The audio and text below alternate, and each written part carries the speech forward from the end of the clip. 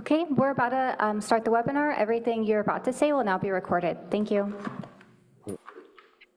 Recording in progress. Good evening, everyone. I am stepping up for Chair Scharf, who is currently joining remotely. If we could start by calling the roll. Commissioner Metz? Here. Commissioner Tucker? Here. Commissioner Gupta? Here. Commissioner Phillips? Here. Commissioner Croft? Here. Vice Chair Mater? Here. Chair Scharf? I'm present, and I have a little statement I have to make for legal reasons. So I have to say, I have just cause to attend this meeting remotely under the Brown Act. I have not attended a UAC meeting remotely this calendar year.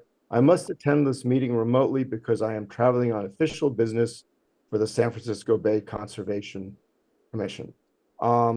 In this room, I am by myself. Thanks. Thank you. For the record, 7 present. Thank you. Do we have any agenda changes, additions, or deletions this evening? No changes. Thank you. Now we will open the floor for public comment. We will only be taking in-person public comment at this time, and we will take online public comment toward the end of this meeting. For items not on the agenda, thank you. We have no in-person general public comment at this time. Thank you. Next, we'll move on to approval of the minutes. Do we have any comments on the minutes, or would anyone like to move their approval? Move to approve. Do I have a second? Second. Great. Could you please call the roll? Commissioner Metz? Yes. Commissioner Tucker? Yes. Commissioner Gupta? Yes. Commissioner Phillips? Yes. Commissioner Croft? Yes. Vice Chair Mater? Yes. Chair Scharf? Yes. Motion passes 7-0. Great. We'll now turn to the Utilities Director report. Alan? Good evening, Utilities Advisory Commission. Just want to give a summary of the recent council actions. There was a reappointment of Commissioner Mauder, Metz, and Scharf by City Council. There was a approval of the City Council values. I think it would be Mauter, Scharf, and Phillips, actually. Mauder, Scharf, and Phillips. You are correct. I think so, apologize yes. for that. Correct. The approval of the City Council values as recommended by Policies and Services Committee, the 2026 objectives. We also had a few contracts of note that went to the City Council. There was an amendment with the Lariat Brothers Plumbing. That is for the residential emergency water heater replacement program. So if there's residents that have a failure of their gas water heater, there's a program where they can get a temporary one installed if they want to move to heat pump water heater. And then there was Duke's Root Control, and this is a tree foaming service, treatment services, basically for a sanitary sewer system where they would foam the mains and laterals so that we wouldn't have blockages and sanitary sewer overflows. The last couple days, there were budget hearings by the Finance Committee. Today and yesterday, the Finance Committee reviewed and unanimously approved the Utilities Fiscal Year 2027 operating budget and capital budgets. That will go to the full City Council. We wanted to appreciate the UAC's input as part of that process, and I also wanted to thank numbers of staff that were there to support the last 2 days. It was a very intensive process with the City Council Finance Committee in vetting our capital projects, so appreciate that as well. I'm sorry to interrupt. What has been the UAC contribution to the budget process? It went to finance today. UAC has not even discussed it. That's on tonight's agenda. We talked about the operating budget in terms of the rates that went to the City Council, and there's been ongoing input from the UAC as it relates to our grid modernization, which was also highlighted as part of that. So didn't want to acknowledge that it is a process. It's not the only one time when we come to the UAC for your input, so appreciate that. I just wanted to mention the upcoming new electric supply contracts. A little more detail, we did receive, as I've mentioned before, 60 responses to an RFP for new electric generation projects. The structure of that will be a power purchase agreement. We're still working through that. So that recommendation could come to the UAC in either 1 or 2 new electric generation contracts as early as July. So wanted to give you an update of that status. Due to the competitive nature of these PPA solicitations, as mentioned to the Finance Committee yesterday, we'll be working in parallel with the developers as we move through the siege process. We're also working with the members of NCPA because these are larger power purchase agreements where the city of Palo Alto would be just part of the total number of agencies that would be participating. Wanted to also give you an update, just a brief update to the fiber to the premises. In early May, the fiber hut at our Colorado receiving station was put into full operation, supporting the phase 1 pilot area for residential fiber internet services. Staff also completed installation of the first early adopter customer last week and is working through initial internet performance. We have received positive feedback as part of that process, and we'll be scheduling additional early adopter installations from the week of May 11th. Wanted to also mention the Residential Energy Assistance Program. CPAU is expanding the Residential Energy Assistance Program to electrify my home. We have Jonathan Abernstein with our SCAP program if you have any specific questions on that. But CPAU will now cover the costs of installing heat pump systems, electric induction cooktops or ranges, clothes dryers, heat pump water heaters, and energy assistant upgrades for households that qualify for the low income rate assistance program. I also wanted to mention that this has gone to the UAC and was mentioned to the Finance Committee yesterday, in fact, was that the CPAU is going to recommend the increase of the income residential rate assistance program. The discount will go from 25% to 35%. We're also expanding the number of qualifying residents to from 50% of Santa Clara County median income to 80% of median income. So what does that mean? We anticipate there are 800 customers that would qualify for the old program, and that could ramp up to as much as 1,100. So we're very pleased with that. That will also flow into our other customer programs. So when you see the low rate assistance program and there's additional rebates, they would also qualify for that as well. So we're really looking to lean in and make this affordable, especially for those in financial need. Wanted to mention also the Palo Alto Medical Foundation rebate check. They did a series of LED energy efficiency improvements. It was a rebate check of approximately $98,000, which will be presented to the Palo Alto Medical Foundation at our facility managers meeting that we have with our staff and facility managers. They retrofitted lighting with high efficiency LEDs, resulting in an annual energy savings of 1.2 gigawatt hours, equivalent to powering approximately 145 homes per year. And with this upgrade, PAMP will save approximately $200,000 a year in annual energy costs. Another item I did want to mention, on April 22nd, staff presented an overview of our sustainability and climate action plan. It was a study that where we received funding from the American Public Power Association.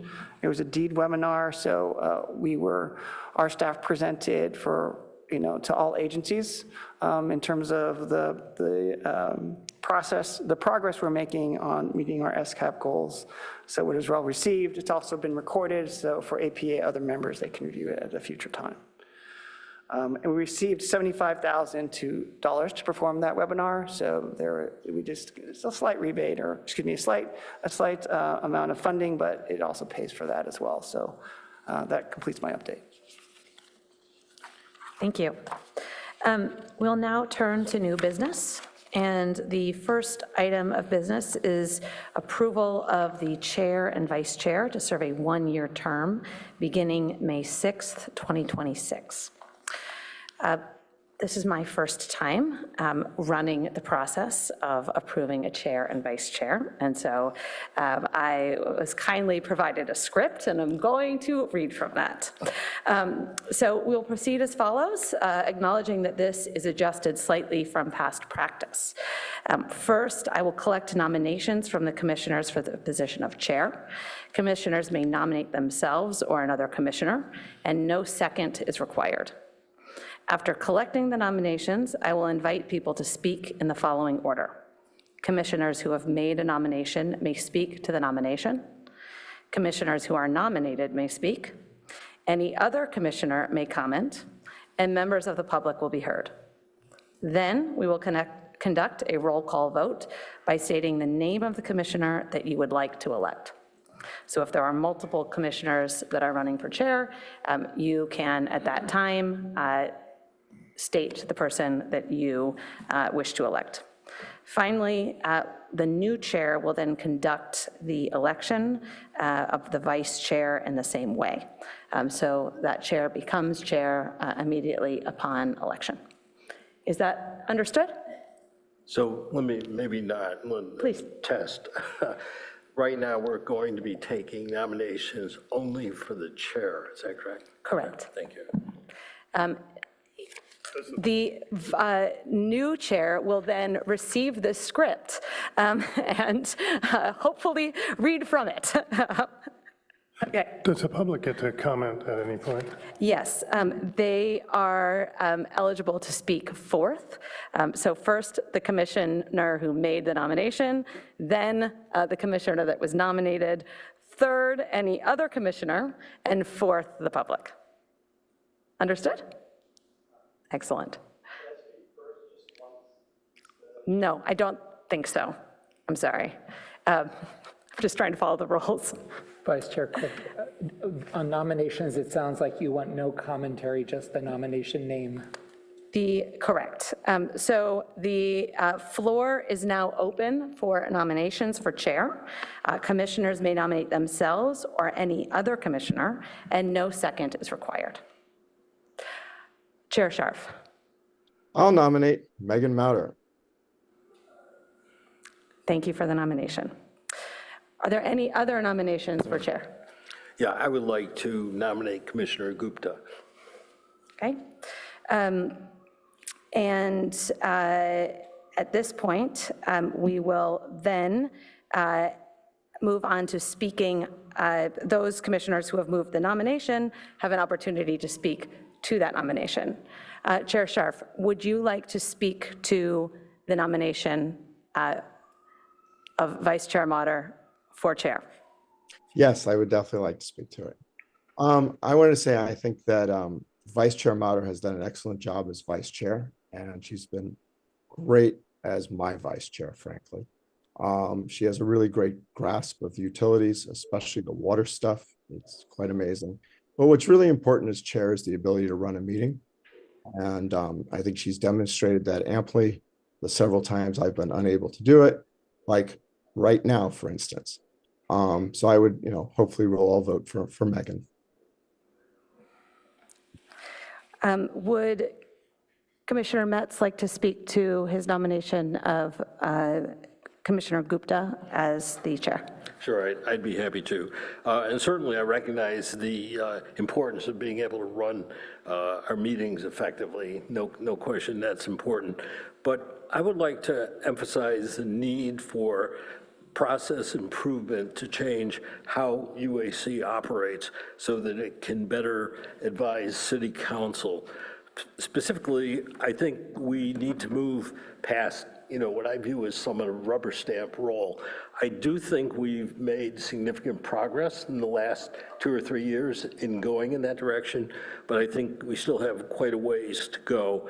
I think the CPAU staff are very competent, very hardworking, and we have made progress, as I said, but I feel that we often receive recommendations for action, like items 3 and 4 on the agenda today, that require much more than 1 week of review and analysis to make informed decisions and take effective actions. So specifically, I'd like to suggest more use of ad hoc committees. I think that's preferred by City Council for discussion, pre-assessment of items like that several months before action is requested, with a report out to the full UAC a month or two before action is due. And I think, as I said, I think there are a few items on the agenda today that would warrant that. This definitely would require more work from us, from the commissioners, but I think the UAC output would be better supported and much more well thought out. Additionally, along the same lines, I'd like to see our calendar filled out to include both required actions that are routine, like budgets and so on, but also UAC work plan priorities. The calendar in the packet for tonight, I think there was 8 months with no activities listed. So I think that's really important to improve. And then having filled out the calendar, start on those items that have a long lead time, and there are quite a few of them, and do what I just described, using ad hoc committees and possibly subcommittees to get ahead of those items long before they come up for a vote and ultimately to City Council. So with that in mind, I think Commissioner Gupta would be a very effective person to help UAC move in that direction. Thank you. Thank you, Commissioner Metz. Would the commissioners like, okay, I'm supposed to now insert my own name, I apologize. Would Commissioner Motter like to speak to their nomination? Yes, I would like to speak, and I will be brief. I'd like to start by thanking Greg, chairing this commission through multiple rate cycles, the launch of grid mod, the ongoing FTTP discussions, and more than a few controversial nights is a genuine service to the city. So thank you very much, Greg. We are all grateful for it. I'm interested in serving as chair because I do believe that the next 12 months will be especially consequential for the city. We do have FTTP go, no-go decisions that will certainly define whether Palo Alto becomes a broadband provider at scale. We have a grid mod bond that will need to be right-sized and explained to ratepayers who are being asked to carry that debt going forward. And we have substantial rate increases across every utility. Some of those rate increases are driven by forces that are under our control, and others are driven by forces that are far outside of our control. The Commission's job is to make sure that we distinguish between those forces, weigh them carefully, and explain our recommendations to City Council and to the public. As chair, my role in supporting those decisions would be one of structure, not of substance. The chair is just one equal voice on this commission. But to tackle the challenges ahead, this commission will need to offer guidance efficiently, communicate that guidance to council effectively, and support staff in executing decisions by providing feedback and accountability. As chair, I will ensure that there is clarity about what kind of discussion we're having on a nightly basis, whether we're engaging in an informational, deliberative, or decisional discussion. I will actively work with staff to sequence items so that complex decisions are preceded by dedicated informational briefings rather than combined with them. The Urban Water Management Plan discussion tonight is an example of that. We had a briefing last month, and we are now pivoting to a action item tonight. My hope is that some of these process improvements will facilitate additional input from the public and additional, obviously Brown Act compliant, discussion by subcommittees and commissioners. Subcommittees remain an important, but certainly not exclusive mode of enhancing deep discussion and deliberation among commissioners. I will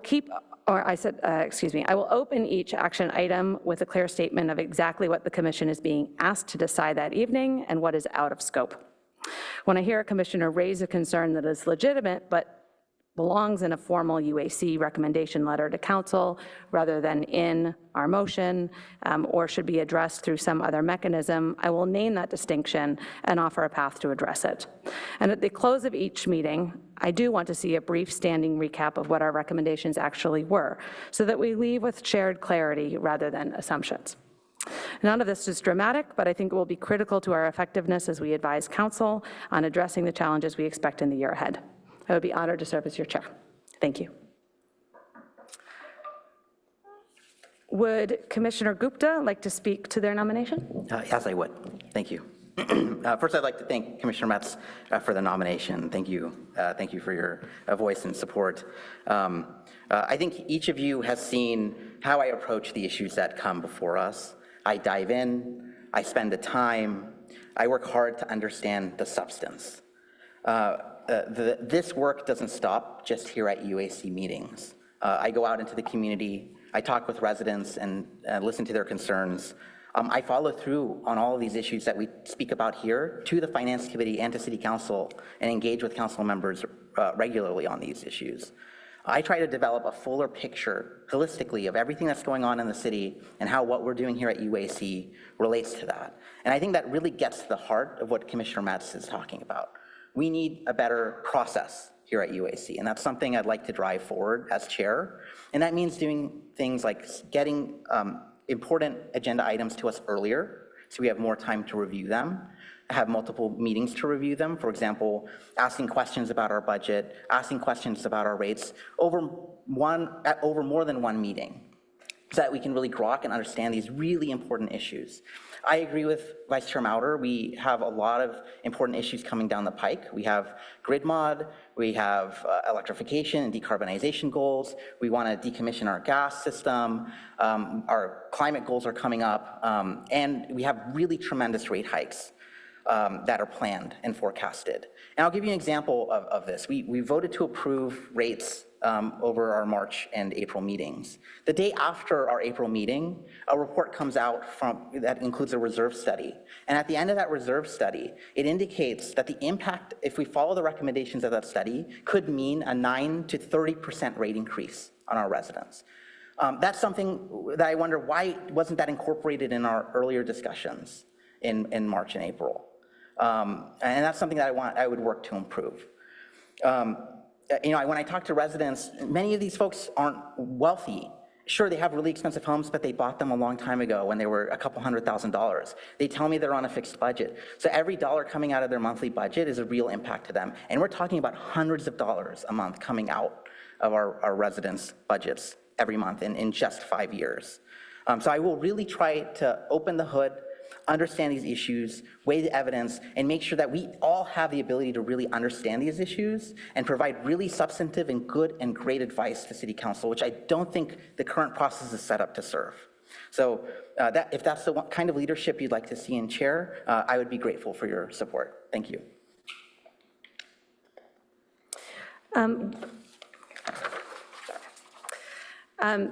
Would any other commissioners like to speak on the election of chair?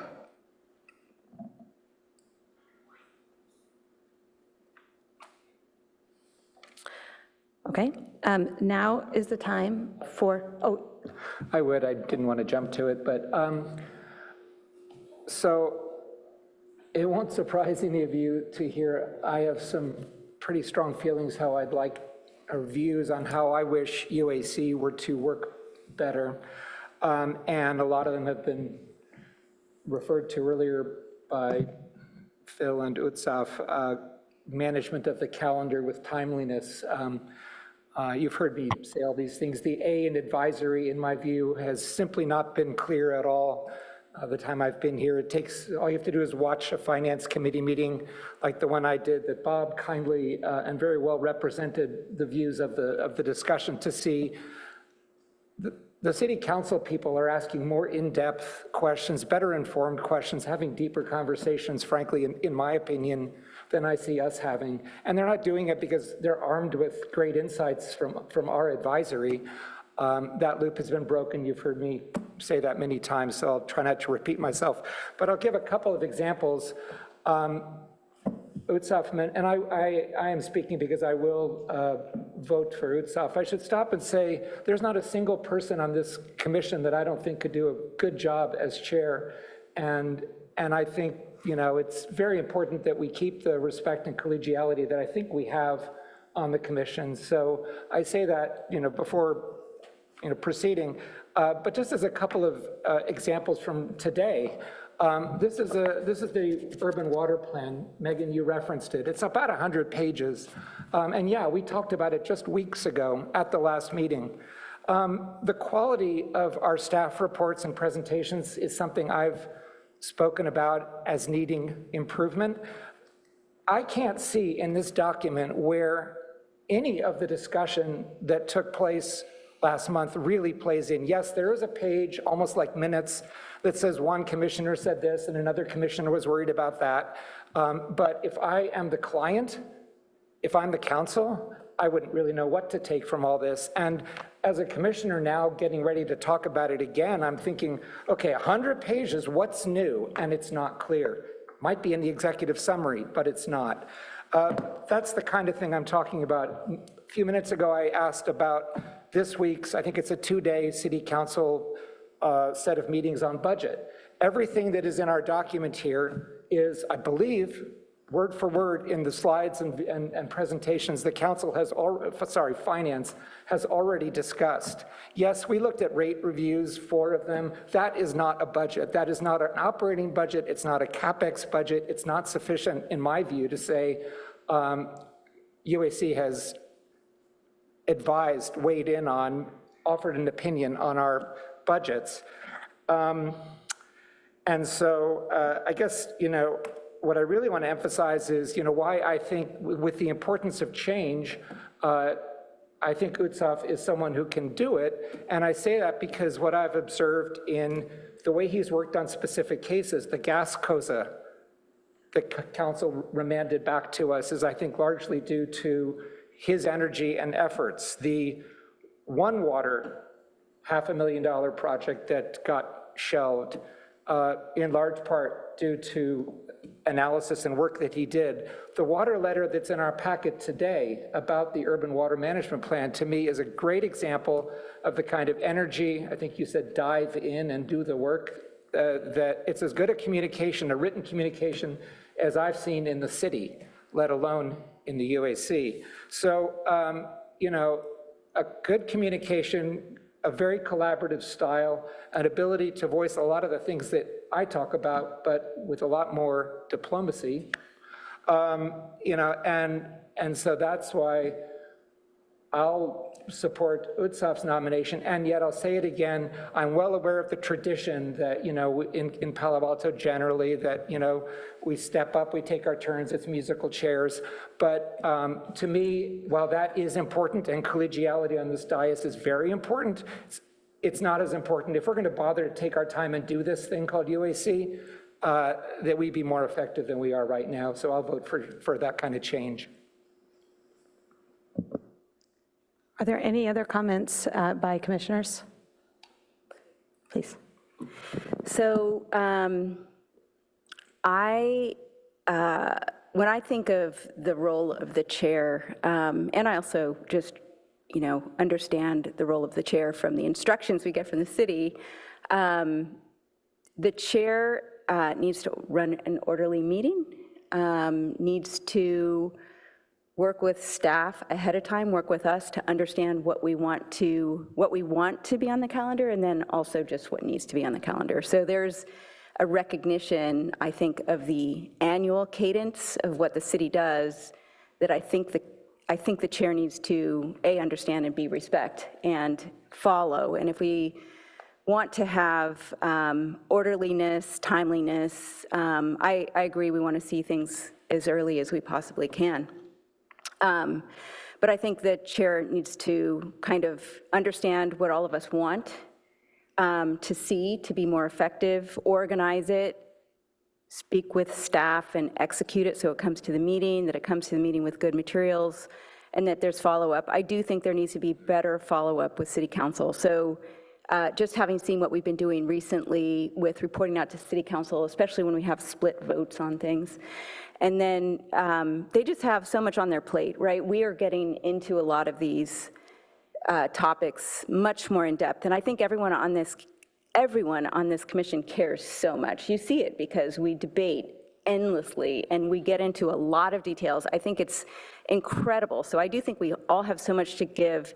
And the chair's role isn't to necessarily give it. The chair's role is to assimilate it all, right? So that it comes in, gets organized, and gets presented to the council as they need, gets coordinated with staff.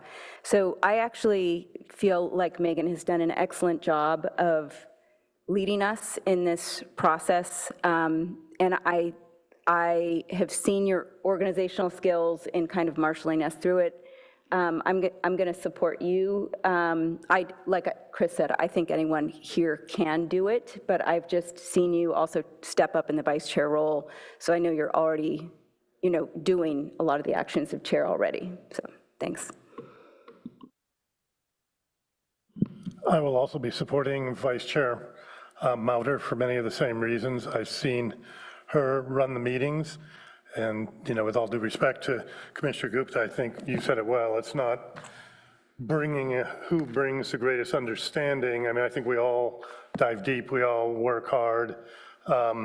Many of us worked on the One Water. Many of us worked on the gas COSA very hard. It's who can organize the meeting and make sure that work with staff and work with colleagues. And I've seen that from Vice Chair Mauter. I also share the concerns that, we need to get better, and whoever becomes chair, at closing these loops. So for example, as Commissioner Tucker was saying, there was a finance committee meeting and they dove pretty deep. And as a representative, they took neither of our recommendations on rates. They took the staff recommendation on gas, and they came up with a different recommendation on electric power. And I haven't seen that transmitted back to us. I mean, it may be the first time some of you are hearing this, but that to me is also like a broken process that, I'd urge whoever is chair, to help fix, because to me, it's very critical. I think that we do this work. We work, all of us, I think, very, very hard on both when we're on the dais, but also off the dais, that we understand what is happening with this work we're doing. Is it really influencing decisions? If it's not, or when the council comes up with something different, that's fine too, but understanding why and what we could be more effective in the future is also important. So again, I'll be supporting Vice Chair Mauter. All due respect to Commissioner Gupta. And, look forward.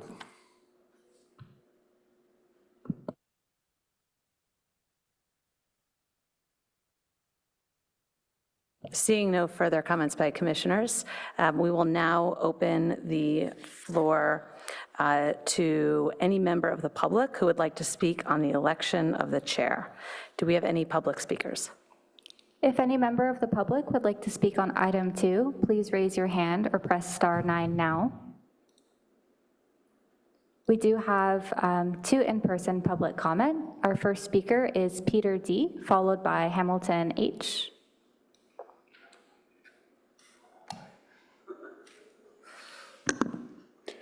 Good evening, Peter Dreckmeyer, Policy Director for Yosemite Rivers Alliance.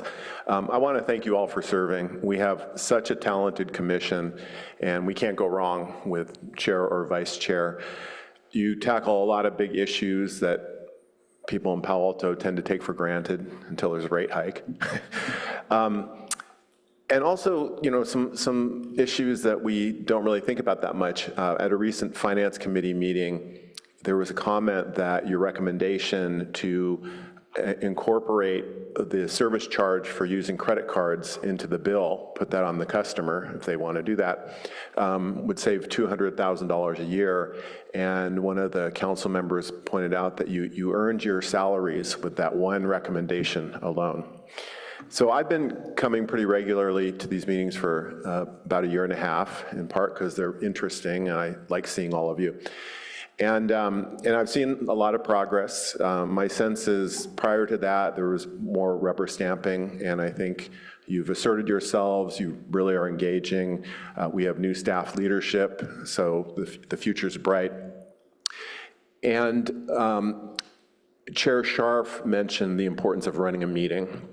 It's also really important preparing for the meeting, putting in the effort, thinking ahead, planning for the next few months, if not year, and trying to work through potential pitfalls in advance. So anything that doesn't have to be hashed through and take a lot of time at the meeting that can be done in advance is really helpful. So thank you all so much for serving. I know it's a lot of work and you got to put up with people like me all the time, but I do appreciate you and I look forward to whoever is the new leader. Thank you.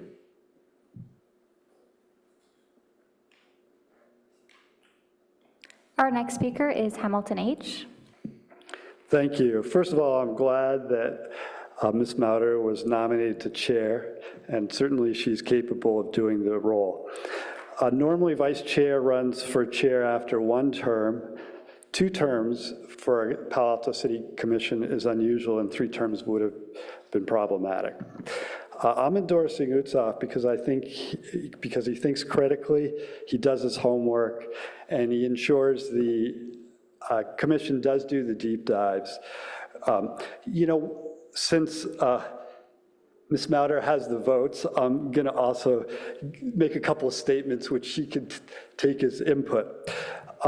It's important not to rubber stamp the Utility Commission, and it's important to read the packet and do the homework before you come to the meeting. I think, what we want is commissioners who are going to advocate for us when we be responsive when we come to them and advocate for us. And so all these things I listed, I think are rooms for areas of growth. So I hope in your role, you take these things into account. You're open and responsive to meeting with members of the community. You're thinking about and really advocating for the ratepayers across all the different classes of ratepayers. And you're doing the work so that the city council doesn't have to do it. Whenever an item is remanded back, that's a red flag that you guys didn't do your job. So there's a lot of areas of improvement for the UIC, and I hope you guys do that. And I'm glad to see there's a lot of energy towards making those improvements. So thank you.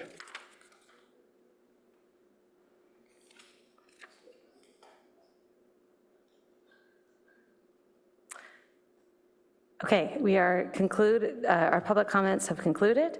Would the clerk please call the vote? I will begin roll call. Please state the name of the commissioner that you vote to elect as chair. Commissioner Tucker? Commissioner Phillips? Mauter. Chair Scharf? Mauder. Commissioner Metz? Gupta. Commissioner Gupta? Gupta. Commissioner Croft? Mauder. Vice Chair Mauder? Mauder. The UAC has selected Megan Mauder as chair for 2026. Congratulations.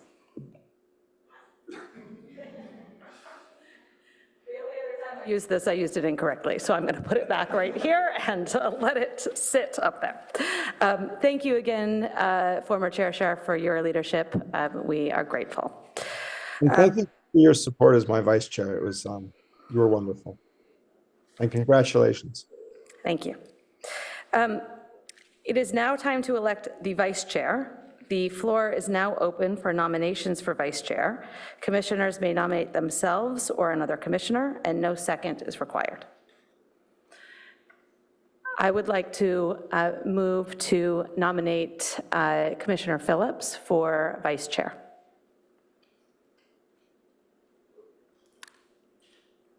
Do we have any other nominations for vice chair? If I wanted him for chair, I guess I want him for vice chair. I nominate Utsoff Gupta. Are there any other nominations for vice chair? I'm just going to put out there that I personally am interested in vice chair, so I nominate myself. Are there any other nominations for vice chair? Okay, hearing none. Would the commissioner like to speak? I'm sorry. This is very awkward. Would Chair Motter like to speak on her nomination of Commissioner Phillips for Vice Chair? Yes, I would like to speak on my nomination. I just want to start off by reiterating my deep thanks to this commission for my election to chair. I think that having a vice chair that I can work effectively with is going to be very important to executing a number of the recommendations that both I've brought forward as well as the rest of the commission has brought forward in continuing to improve the processes and advisory functions of this commission. I've had the pleasure of working very closely with many of you offline, and I want to especially thank those of you who I've had a chance to dive deeply in to kind of packet items in an offline manner. Of course, we are limited by the Brown Act as to the number of such interactions, but in every instance in which I've interacted with members of the commission, I've really benefited from that process. I do want to especially thank Commissioner Phillips, who has been a real thought partner on some of those issues, as well as a effective leader of some of our subcommittees. That role of subcommittee chair and subcommittee member has been really pivotal to helping us process some of these kind of rate increases and other agenda items offline. And I've seen Commissioner Phillips really effectively take that on and then communicate and transmit back to the commission. So for that reason, I really want to support Commissioner Phillips' nomination, and yet I am happy to work with any of you in a role of vice chair. I look forward to working with all of you, and while the role of vice chair is one of close collaboration with the chair, it is certainly not, in terms of access, there's not any difference. Okay, with that, would anyone else like to speak to the nomination of vice chair? Could I? Wouldn't the nominees go? I think it would be you next, Commissioner Tucker next, if possible. Sure, just let me open up my laptop. I want to reread the very same, and then I'm supposed to waive a 100-page water management plan. I've made the case already. The one thing I want to amplify is the notion of all that I think all that does and should get done between meetings. A lot of what we talk about when we talk about process, closing the loop, the advisory function, managing the calendar, does require work between meetings. And that, but before I even say that, I should say that nothing has been more fun for me personally being part of UAC than becoming friends with, if I can use the word, Bob and Rachel. So, like I said, in my last 3 minutes of fame, anyone on this dais will do a great job. I just really want to advocate for the change, and I think the change is going to require a lot of effort in between meetings and working with staff and using subcommittees and TACs intelligently, and hence my nomination. Thank you. Yes, so I think you should speak as a nominator and as a candidate. Is that, I apologize for that awkward transition, but I think that that's the appropriate thing to do. That's okay, because instead of doing that, I'm just going to withdraw my nomination.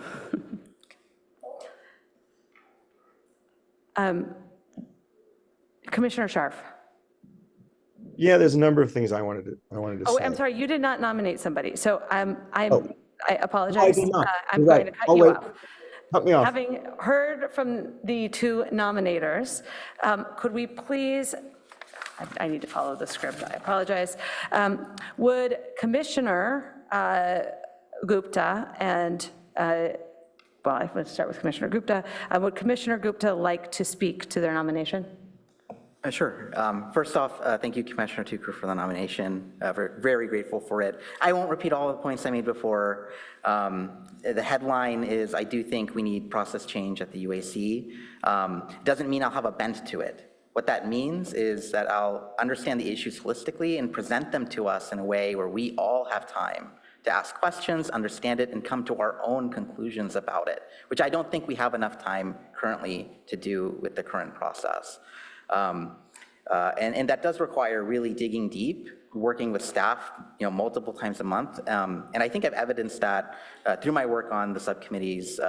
It takes a lot of time, but this is a role that I think is very important for the city and for our residents here. It affects every resident, it affects every business. And I am very willing to put in the time to make sure we work with staff to find a better way to present these issues. I have experience in government and running meetings before. I clerked for the U.S. Senate Judiciary Committee with Senator Leahy, and I timed U.S. senators. I've run our student government as its head, so I have significant experience with running meetings. So I definitely would love to bring that experience to bear here. Thank you. Commissioner Phillips, would you like to speak to your nomination? Sure. First of all, congratulations to Chair Mauder, I guess we call you. And thank you to Greg, former Chair Scharf, Commissioner Scharf, for your service. And thank you for the nomination. I'd be very happy and honored to share. I've enjoyed working with the members of the commission. I believe I have worked independently with almost all of you in some sense, and I've worked on subcommittees, particularly the ad hoc committees on the Gas COSA, where I think we pushed through a great result there for the citizens.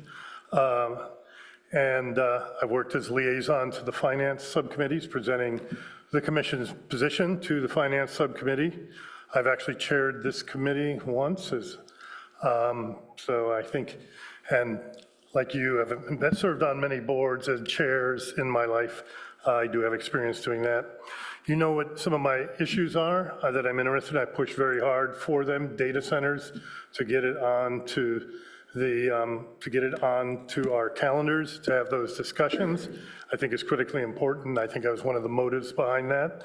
Certainly our reserve policies are something that I've been pushing for us to look at. We've been tweaking them here and there, but we need to take a comprehensive look. And I think somebody mentioned the Baker-Tilly report. I want to get, every commissioner should read that, and we need to agendize that relatively soon, I think. I've also been working fairly significantly offline, so I've been working with the Sierra Club on a drought demand model, which is better, I think, than the Bosca model, and is being used by a number of, by the Sierra Club, as well as a number of water districts through here in order to help improve their water forecasting. That's the same model if you read in our rather voluminous packet, the Sierra Club letter to Bosca that is talked about there. And again, what I'd really look for and what I would really be pushing for is how do we have more impact? How do we get better feedback, particularly from our client? And our primary client is, of course, City Council, often through the Finance Subcommittee. So once again, I'd be honored to serve. I'd enjoy serving with Chair Mauder. Would any other commissioner like to speak on the election of vice chair? Commissioner Scharf? Thank you. Yeah, I just briefly wanted to speak in support of Bob. Several things come to mind when I think of Bob, and I think the first thing is measured. Bob always has a measured response to everything. He's very thoughtful about everything. And, he has a strong gravitas, and I see that especially with staff. I think he's one of the most effective members in our group, on our commission. And I hope we'll support Bob. I also just briefly wanted to say that I think very, very highly of Rachel. And I do think Rachel also would have made a great vice chair. And I think she's fantastic.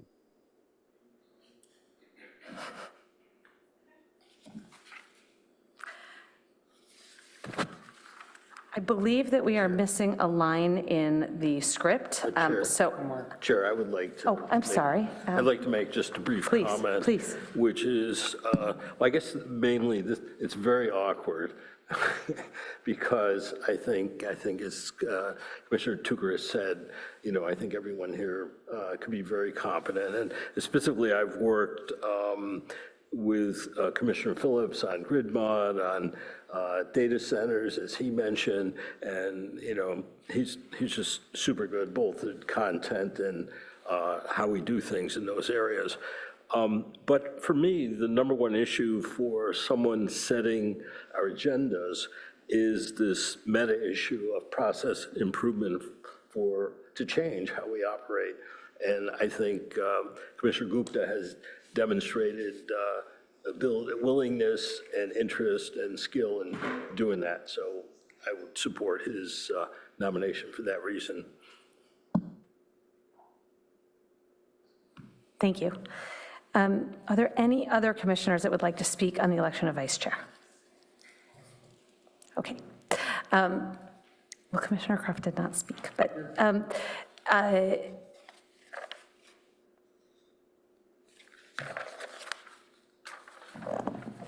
Chair Motter, you are correct. The script is missing the next step. Now it is time for any member of the public that would like to speak on the election of vice chair.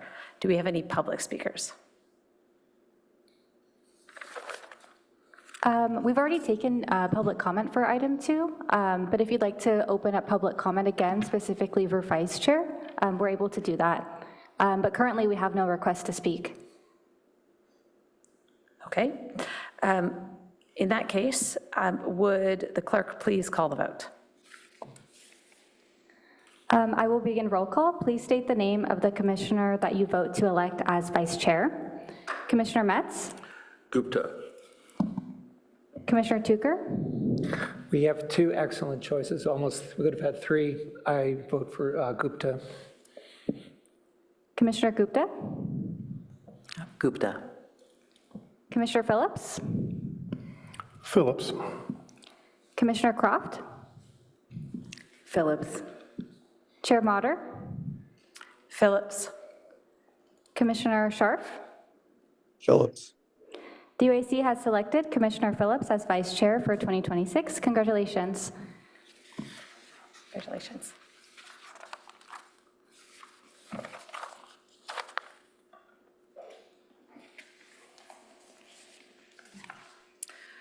Okay, we will now move on to item 3 on the agenda, which is the recommendation to City Council to adopt the proposed operating and capital budgets for the Utilities Department for fiscal year 2027.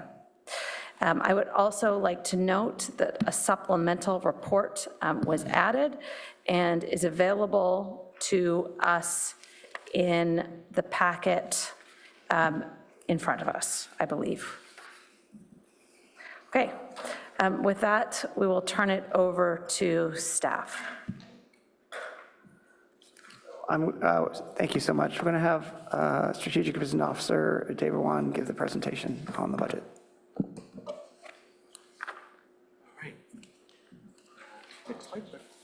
So hi, David, Utility Strategic Business Manager. So tonight we'll be presenting the fiscal year 2027 utilities operating and capital budgets. So we've heard from the UAC, the council, and the community that affordability is a concern given the economic conditions and the rising rates. Our strategy for FY27 is to balance affordability, capital investment, and financial health through cost recovery, operational efficiency, and more support for our income qualified programs. We'll also highlight some of the accomplishments in FY26 and also some of our upcoming initiatives in FY27 and talk a little about some of our staffing vacancies. And just to address Commissioner Tucker's comment earlier about the Finance Committee, I think I've been with the utilities for 15 years. I don't think we've ever had the UAC after the Finance Committee. I think this is the first time that's occurred. So generally, we would have the UAC budget meeting before the Finance. So I think there's just the scheduling this year that kind of threw it off. So I just want to mention that, that's all. Here is a kind of a high-level timeline and kind of a budget process review that we go through. It's about a 9-month process. So the department starts submitting their requests in about September, October timeframe, and then we go through an internal vetting process with the HR department, Office of Budget, and also the city manager's office. And from there, whatever they approve, we will propose to present to the UAC through the 5-year financial forecast and also through our CIP projections. So we also bring that to the subcommittee as well. So thank you for the subcommittee always for their service and diving deeper into our budgets. And then we'll bring it to the finance committee and then council for approval in the May and June timeframe. Next slide. So for the FY27 budget, utilities is not recommending any new positions. Instead, we're actually recommending elimination or freezing of some positions, which we'll discuss later in our expense reductions. I also want to note that after we published the proposed budget, we found a duplicative data entry in the electric and gas budget, about $14 million. The error does not impact the rate forecast for electric or natural gas because the error is made in the restricted funds, which is part of the public benefit charge, cap and trade, and low carbon fuel standards. We accidentally double counted the $14 million budget for climate action activities. This will be corrected in the adopted budget. So actually, if we back out the $14 million error, our total budget for FY27 is about $511 million, which is a reduction of about $8 million or 1.5% compared to last year. The decrease can be attributed to our cost-cutting initiatives and also the change in our grid mod when and where approach. So we're going to be upgrading the distribution grid based on customer demand instead of building out systematically. Next slide. So here is a slide of the cost drivers of all the department's budgets. The largest portion of the cost driver is utility purchases, including wastewater treatment costs, which represents about 37% of our total budget. The next largest cost driver is our CIP work. We value the safety and reliability of our utility services. As these facilities reach the end of their useful life, which is about 50 years, we try to modernize them with new design, materials, and any new technology if available. And then the next one would be like salaries and benefits. That represents about 11% for 275 employees across the utilities department and also some of the city non-utilities departments. And then the only other one I want to highlight is just the contracted general expenses. If we exclude the $14 million, we're about $42 million or about 8% of our total budget. This slide here shows our budget proposed for FY27 for all 5 utilities of $146 million. So electric has the highest budget of $84 million. $57 million of which is allocated to grid mod. And the remainder is for end of useful life replacement of assets, customer connections, and preventative maintenance. Utilities will be issuing the first tranche of debt financing for grid mod in the fall of this year, approximately about $80 million. The second largest CIP we have budgeted for this year is, is the gas utility. We're recommending $21 million of that being spent to the gas main replacements. Of that, we received a DOT grant of $16.5 million to improve pipeline safety.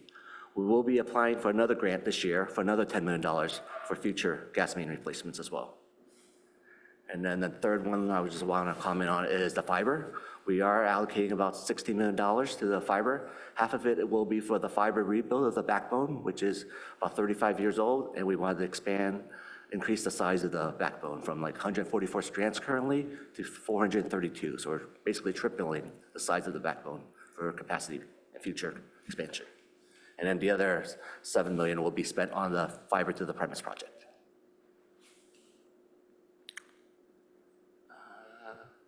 This one is our cost initiatives. So first one we want to highlight is the USC was the first one to recommend recovering the credit card processing fees. So the city has made this actually a citywide initiative to recover all the credit card costs. The 2.75% credit card charge will be effective on July 1st for all departments. Customers can avoid paying their credit card fee if they pay by bank draft or by check. And for other cost recovery initiatives, we are trying to, for new developments, We will be recovering the costs for transformers, switches, and other equipment costs that directly benefit the customers. And for customer connections, we are doing a study for capacity fees for water and wastewater. I think we haven't done those in over 20 years, so it's long overdue. And this will help recover our costs and plan for future expansions. Next slide. And in regards to reductions for FY27, we're proposing elimination of 5 FTEs. These were the meter readers. So now with AMI, we don't need to physically go read every meter every month. These reads being transmitted wirelessly.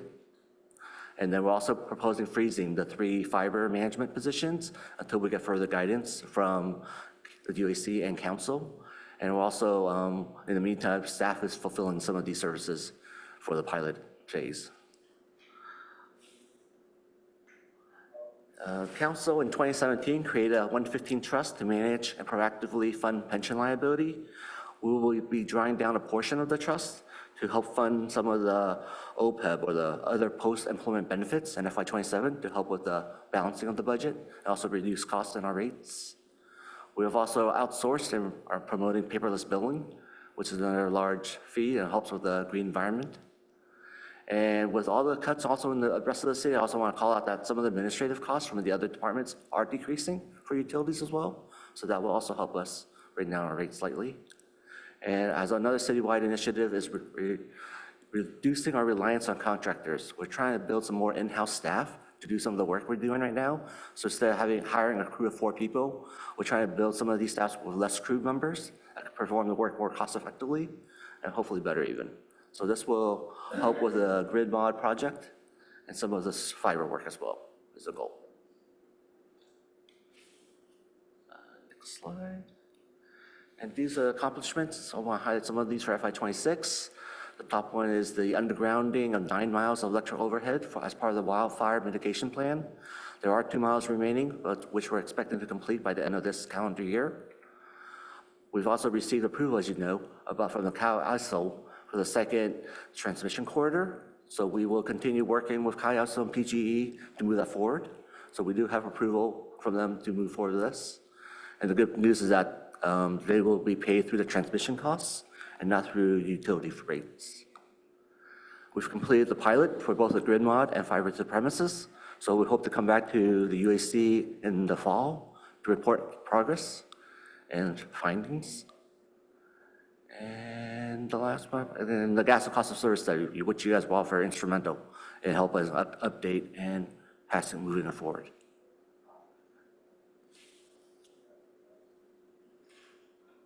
Slide.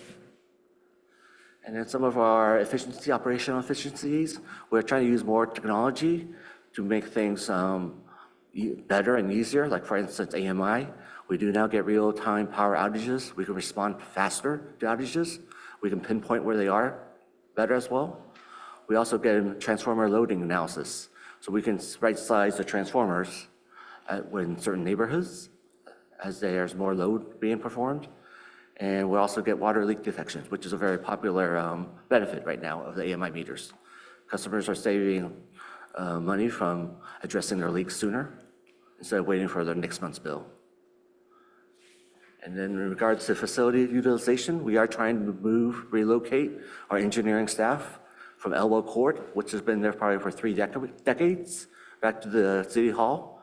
We will have some more space now since the public safety is moving to the new building. So we are working towards that as well. And we also have a new warehouse that we recently purchased for CIP work to help stage and store grid mod and other large CIP projects. So instead of paying a contractor to stage this material, we're going to do it in-house now. And upcoming initiatives. So we will be bringing the reserve study from Baker Tilly to the UAC and talking about recommendations and the findings.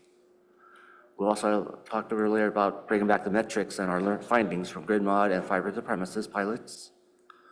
We're also going to be doing the gas transition study. And then we're also going to be promoting time of use rates in this upcoming year.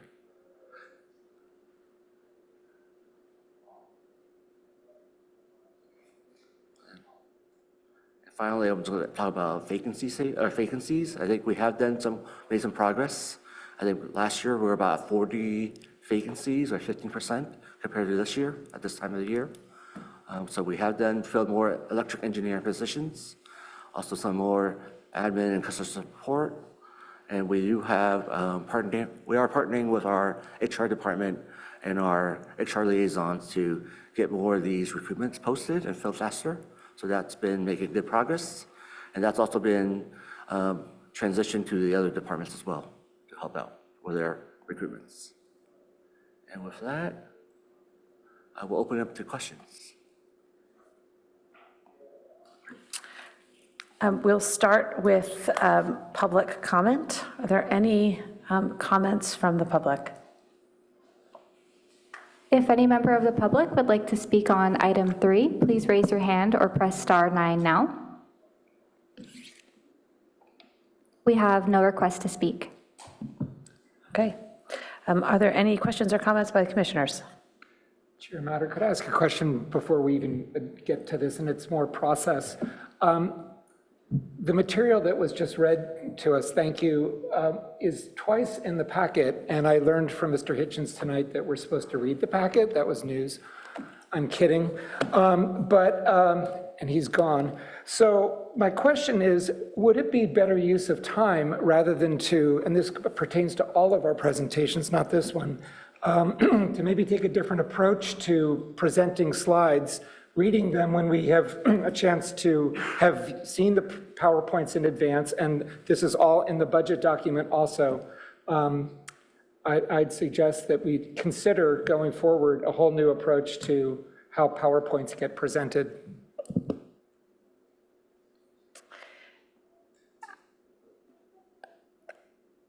We can have process discussions potentially when we get to items not on the agenda, but I understand from similar discussions with staff in the past that there's an important public information sharing function in reading PowerPoints, and as mind-numbingly boring as that is for all of us, that it in fact serves a public transparency function that is not easily replaced. Your choice of adverbs suggests you understand exactly what I mean. Thank you. Okay. Real comments. Okay. Real comments from the commission. I can start. So I have several questions. First, you mentioned the Baker-Tilly report on our reserves. How do you think this is all going to fall into our budget? Are we talking about something that could change a lot moving forward? If we were to implement some of those recommendations, and to what extent should we be talking about the report and integrating it into conversations like our budgets and our rate planning? I think our plan maybe was to invite Baker-Tilly actually to come back here and present their findings as well. In regards to the rate impacts, I think we will want to try to gradually implement some of their recommendations and not have a spike at any time. I think that's kind of the current plan, but I think staff is still kind of reviewing their rate recommendations. If I can add as well, so the Baker-Tilly study on the reserve study were some recommendations that went to policy and services. One of those discussions was actually reading back to the UAC, because the addition, subtraction, changes in those reserve policies will have impacts to the potential rates. So it's really bringing Baker-Tilly back, having that conversation with UAC in your advisory capacity to council. So we anticipate, and we're trying to put these in the initiatives. That's one of the major considerations that the UAC would have. The UAC will go through its annual work plan, and we wanted to kind of seed some of those thoughts that we received from City Council. So I think that's an open point of discussion on what information the UAC would like, because we see that as an active discussion on what that looks like in terms of the number of reserves that we have, the percentage. We should look at the phasing of those reserves over time in terms of the affordability and rates. So it's a very eyes wide open approach. So we do want to spend that time to make sure that the UAC has comfort in making some recommendations back to the city council. That's great. Maybe just one sure. clarification. But I think going back to Commissioner Gupta's point, there's no implications for 2027 in that report, I take it. So nothing in this budget. So nothing in this would change. budget would change because those policies would have to be readopted by council. So, Right. The timing of the report is the timing of the report. I think just to Commissioner Gupta's point is you're going to have that input on what those policies look like, and then we can have some discussions of what that looks to rates in terms of those projections. Thank you. So appreciate that. All right, so diving into some of the numbers. Well, actually, before that, I noticed there were, I'd like to ask about grid mod first. It's going to be a big capital, probably our biggest capital commitment moving forward. I think the total estimate has grown to $375 million to $450 million. That's on the capital book page 420. I also noticed that we're shifting from an east to west rollout to a kind of when and where model, and I think staff has talked about this before. I was wondering procedurally, has the when and where model been approved by anybody so far, or would this be kind of the first approval of this change of philosophy? So as far as budget approval, and looking at grid mod and rethinking grid mod, this would be the approval process to get the final approval from the various boards and the final approval from the city council. And again, there's an iterative process, and as you mentioned, it's gone back and forth. It's gone through the USC, it's gone to the finance committee, and then we're going to go through back and forth again through the budget process for this. But yes, the final official approval for that procedure would come through this budget. Okay, great, thank you. And personally, I'm in favor of the change. I think it's a smarter way to structure it. I did want to highlight that it is a philosophical change that we would be approving tonight. I noticed that we're planning to authorize our first $80 million tranche of bonds, and then we have a plan to issue the remainder of the $171 million. I understand this is the first set of bonds. There's probably going to be more bonds moving forward. Have we built that rate impact into our financial year 27 forecast? And do we have an idea of what will hit financial years 28 to 31? Yes, we have included that 80 million bond finance in the current forecast already. Oh, great, thank you. Then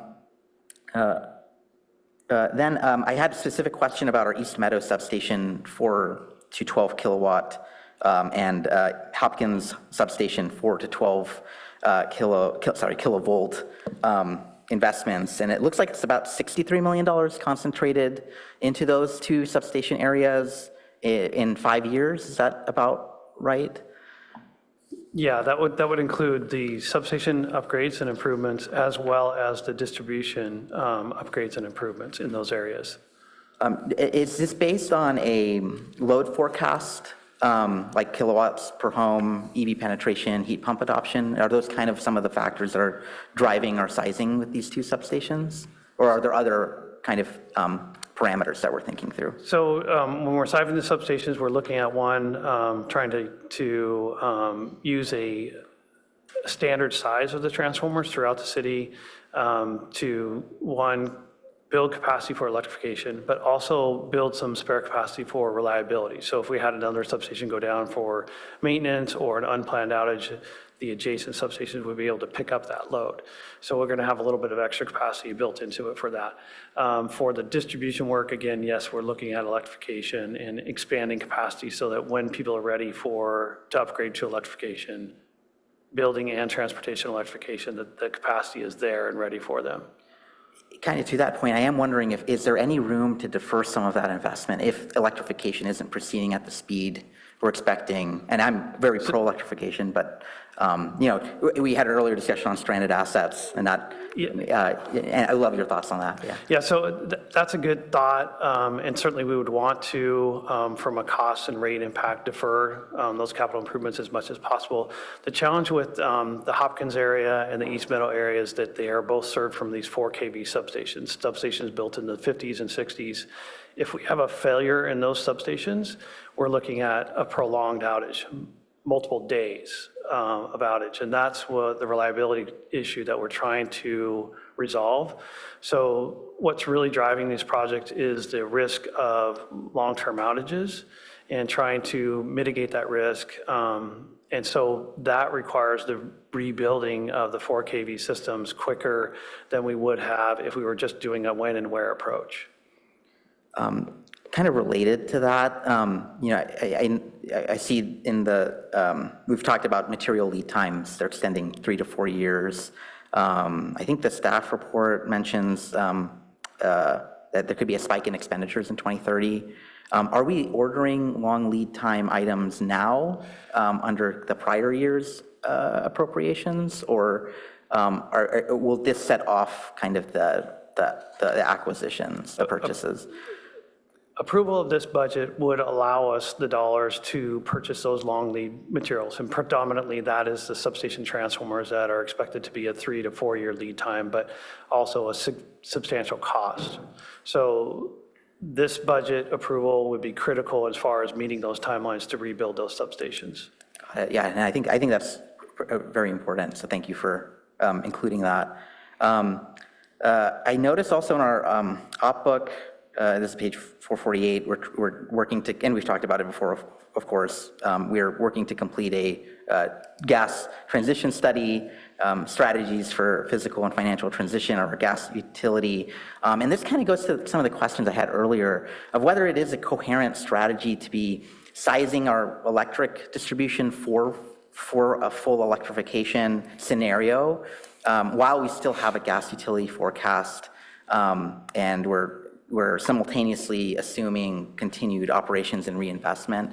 Has staff thought through kind of these two arms? We have the gas arm and we have the electric arm. And are there any opportunities where we can kind of minimize rate impact for residents based on what is actually happening with our investments?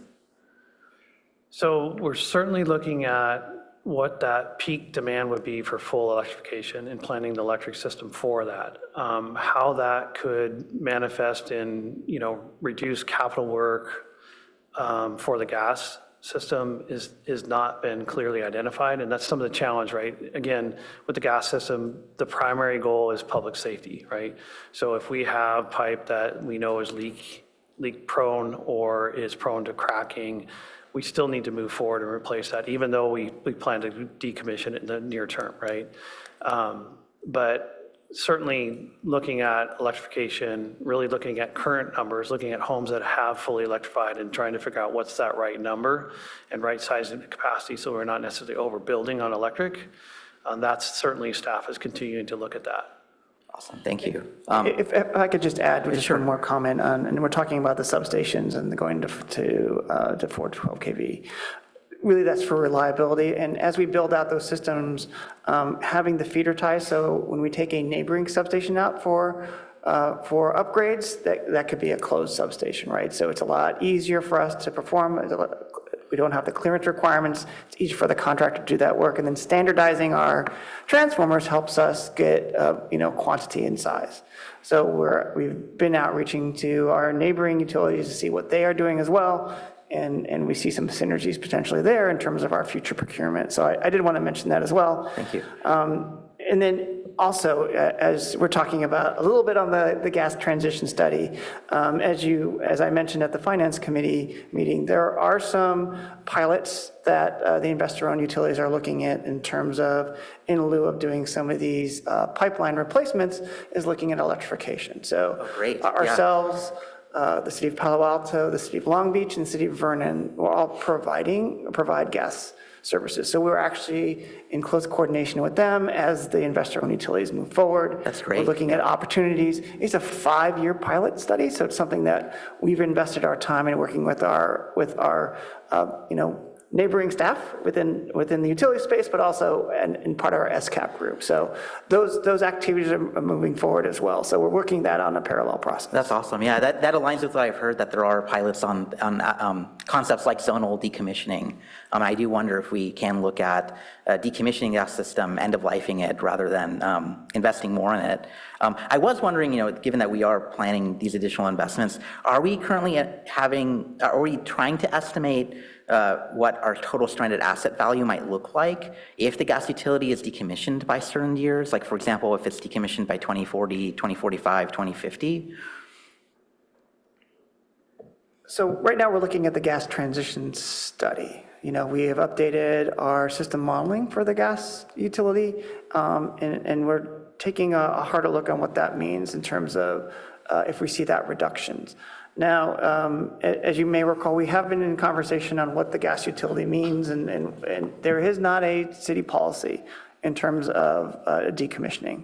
So I think the first step is looking at this gas transition. What does that look like? How do we keep rates affordable for those customers who need to have gas as a technology, as provide their energy, and we'll continue to do so. So, but understand your interest. Yeah, thank you. Yeah, and if I could just opine on that, I do think it's important for us to study that and understand our stranded asset value with certain forecasts, because it is in our work plan. It is a goal of the city, a very strongly stated goal of the city, and one that we're investing in is to decarbonize and decommission. So I think it would be good to have some understanding of, if we're investing in this, what are we expecting to be stranded.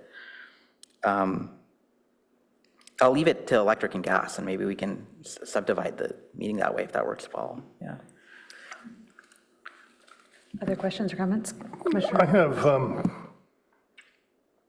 a couple questions, I guess. One is, did I understand that there's actually the proposed budget is 14 million less, so it's 511 because of than is what's shown here? That's correct. So that's going to be about a 1.5% decrease, Y over Y? Yes, that's correct. What's the budget? Costs. Well, this is in the operating and CIP budgets. So it's an interesting fact that while our rates are going up dramatically, or some might say dramatically, our spend is going down. I know these budgets don't contain everything, particularly the reserve movements that we will need to discuss. I'm wondering how that could get communicated to the city. It's it's again this, people come and say, well, why are rates always going up? Are you guys gold plating the system? Are you wasting money? Is it salaries going up so astronomically year over year? I mean, the fact that we're actually going to be spending less, again, it's on operating plus capital, and it doesn't include reserve movements, I think is something that's important to somehow get out there, just from the PR point of view. I could speak a little to that. I think the reason that the parts that are going up is the commodity purchases that we don't have any real control over. It's just a pass through. And the parts that is decreasing is really the CIP part right now, and some of the position cuts and whatnot we've made. So even though we're deferring some of the CIP or delaying some of it, that's where the cost is going down. Sure. Whereas the commodity is continuing to go up. Sure. Which is. I'm sorry to jump in, but no, it is our operations and maintenance that is going up. Gas, just to take one commodity, is going down in its cost astonishingly, but that's a different story. So there are so many examples where it's the distribution cost, not the commodity cost, that is going up in our budgets. So I really want to challenge that statement. Because even our admin costs did go down this year. We showed her there's a savings in. I didn't say admin, operations and maintenance. I mean, it's not a surprise. We've talked about it many times, the cost of repairing gas pipes, water main replacement, et cetera. That is what's driving our cost. And all of that, of course, leads to a bigger and bigger fixed cost component, especially in gas and water, where, you know, there's less and less volume over which to amortize it. So I think it's, enough said. My second question is on the fiber, 16 million for the capital improvement that goes to fiber. You said about half of that is actually improvements to the dark fiber backbone. The other 8 presumably is for fiber to the premises, or I think you said 7, but I won't hold the addition. And is that something that could also be deferred or even not done if we decide not to move forward, just in the same way you're deferring the cost of the 3 FTEs? So both those projects are being phased right now.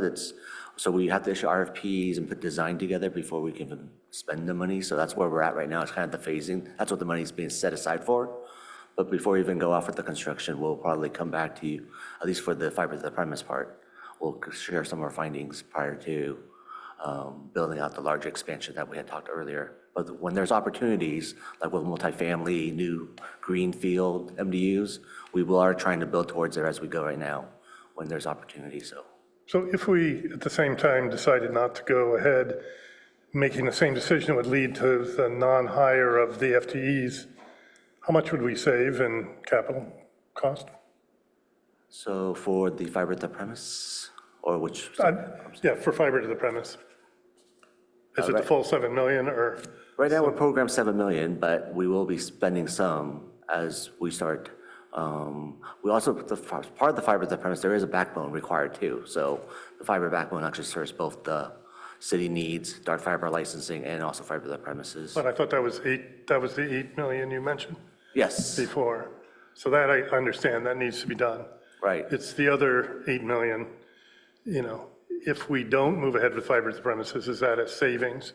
All of it or some part of it? Some part of it, I think, yeah. It depends on what the direction is, if we want to continue still building it in opportunistic areas, or do we want to stop completely? I guess that'll be part of the council's direction to us when we go back to them. Right. Just as it would be with the additional FTEs. Right. Those FTEs would probably be dependent on whether or not we continue the expansion or not. I guess that's all my questions. Well, except, so you said Finance Subcommittee has already approved this. Is that correct, or? Yes, both, yeah, the finance had approved earlier the operating and capital, but there is a wrap-up evening coming up, I think. So if, I didn't approve, but it's tentatively, or? Okay, so just to try and bring clarity to a complicated process, the Finance Committee has not approved the budgets yet. The Finance Committee has and council iterative process to go through the budget. What they've done is an initial review. So they've made tentative motions. They're going to go back and talk to their council colleagues on Monday, and then they're going to go back as a committee again at the end of May, I think on the 18th or 19th, which is when they will make their formal motion of a recommendation to council. Are the motions, these individual motions they made, are they represented in what we're seeing, or are they something separate? I believe their tentative motions are not reflected in what you're seeing today because they happened maybe 5 hours ago. So I'm trying to think if there were any items that were put in the parking lot yesterday, and there aren't any to my recollection. No, I think, one of the things to just keep in mind and bear in mind is this is rather unique, and the general fund has, and correct me if I'm wrong, Assistant City Manager, is about a $17.1 million deficit that they're working through, and we talked through some of the savings that we've had in the capital project. So there is a heightened look at what we're doing, not only as a utility, but as a city. So I think that's why you see this iterative process. I'm just wondering what realistically we can actually influence here. I mean, it's Whatever the committee wishes, or commission wishes, would be passed forward both in staff's presentation to the full council on Monday as part of the presentation, as well as can be transmitted to the Finance Committee on May 18th for their consideration. Council doesn't adopt the budget until June 15th. And in the past, if the UAC wanted to send a representative, it is also at your discretion to do so, and then for that representative to report out to the UAC. Commissioner Croft? Yeah, I just wanted to speak at this point because I'd love to drill in on the fiber a little bit more. So I've been trying to kind of collect from the multiple years because, you know, the 3 stages of the budget, you know, the estimate, the actual, the proposed, and try to put it together to understand exactly how much we are spending over time. It's not obvious to me, so bear with me for a second. So it looks like we have an actual of something like a couple million, I'm gonna get the years wrong, in 23, a little, you know, a couple more million in 24. In 25, I wrote down 4 million, I'm not sure. I'm just trying to get to what we're spending on fiber to the premise. And then I have, you know, the budget was much bigger for 26, but it looks like the estimate is now, the first CIP is like 4.5, and then next year is 7.5. So, you know, all in, that sounds like 15 million in CIP for fiber to the premise through 27 proposed. Approximately, does that sound about right? 15 million, up to 20, for the 5 years? Yeah, 23 through 27, 23, 24, 25. Including actuals yeah. from prior years? Are you counting? I'm trying to consolidate them. I guess why don't I just ask you? I'm curious, I would like to know what the CIP covers. Can you talk about what's in the past, fiber to premise CIP, what's been kind of covered there?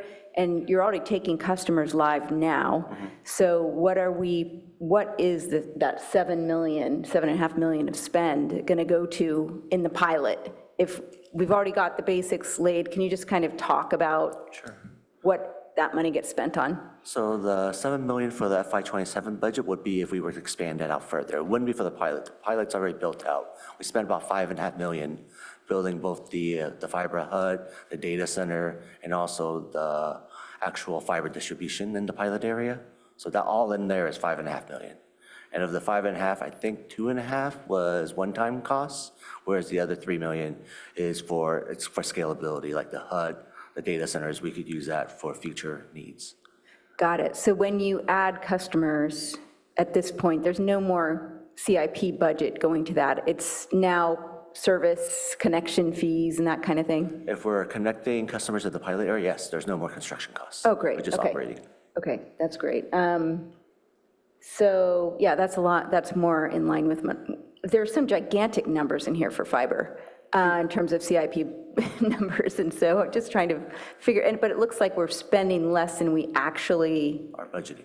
budgeted, because I guess probably timing is off, like we're behind a little bit in what we expected. Is that correct? Right, we're just putting budget in for, in case we do get authority to expand out further when we go back to council, so, in the USC. So just kind of placeholder. Can you talk about the expenses that you've incurred and also the ones that you're proposing, how they align with your original expectations in the financial model that we looked at for fiber? Like, how has it gone? How have the costs been compared to what you expected and budgeted? I think our original cost estimate for the pilot area was about 5 million, so we're about 10% over.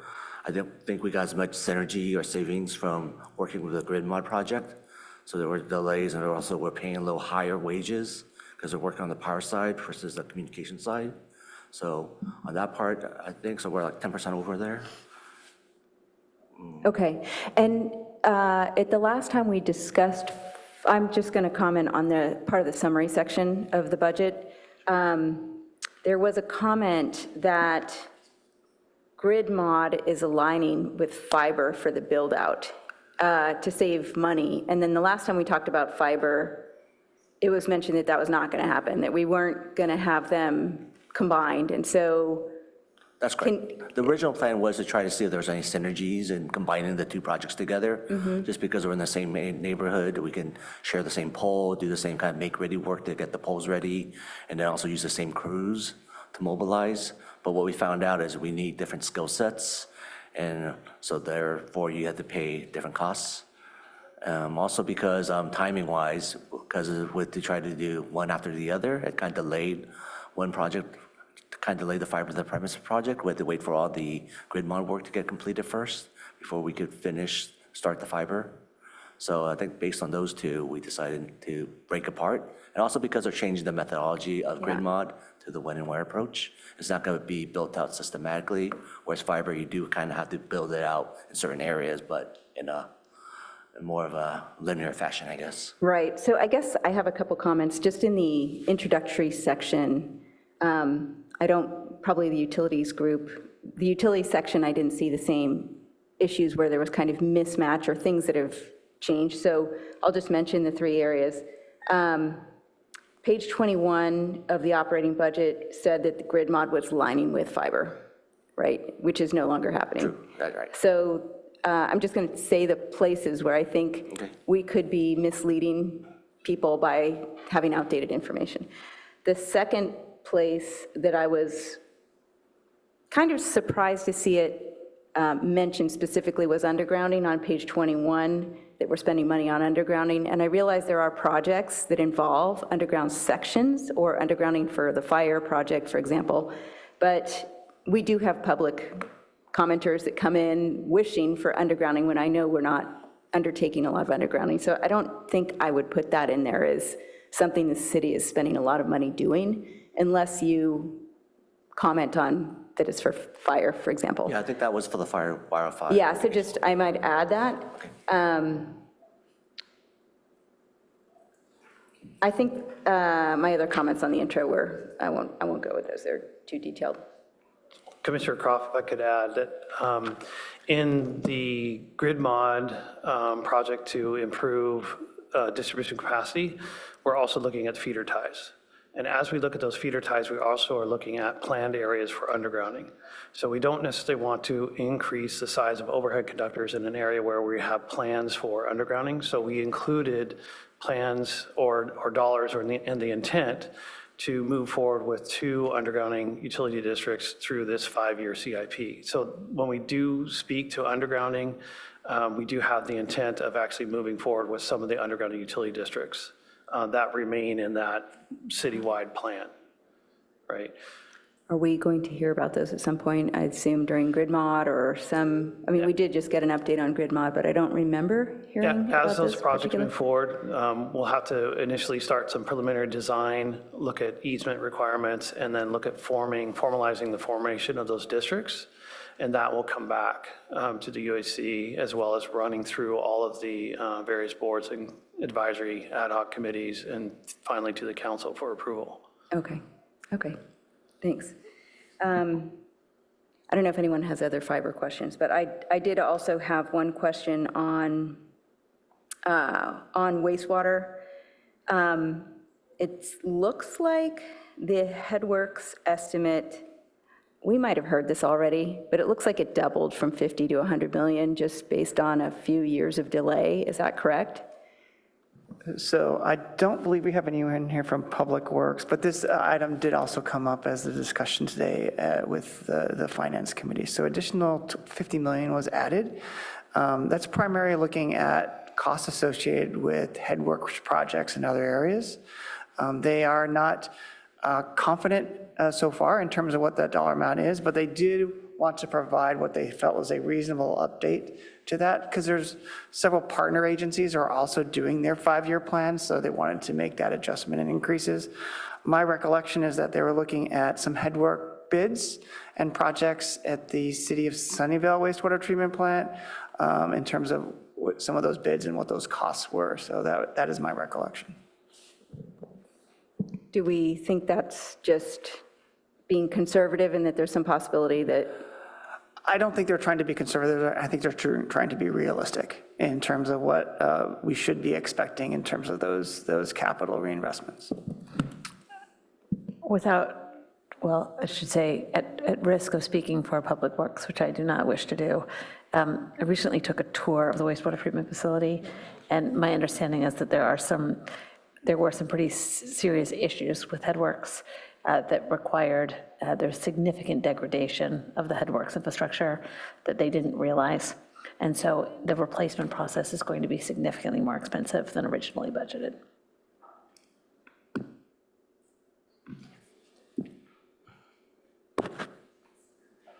Thanks. I was also going to push on why do we actually need a new building, but then I read about all the staff being dispersed around in temporary buildings everywhere in the wastewater treatment plant, so not going to push on that one now.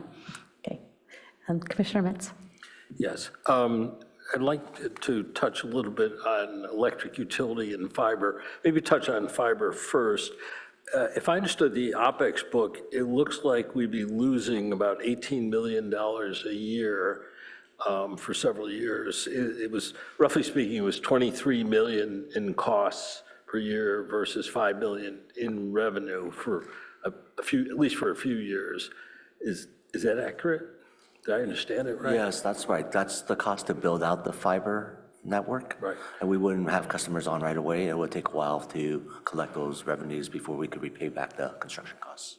Okay, so with that, are we doing, what are we doing to accelerate revenue growth, or is there something we could?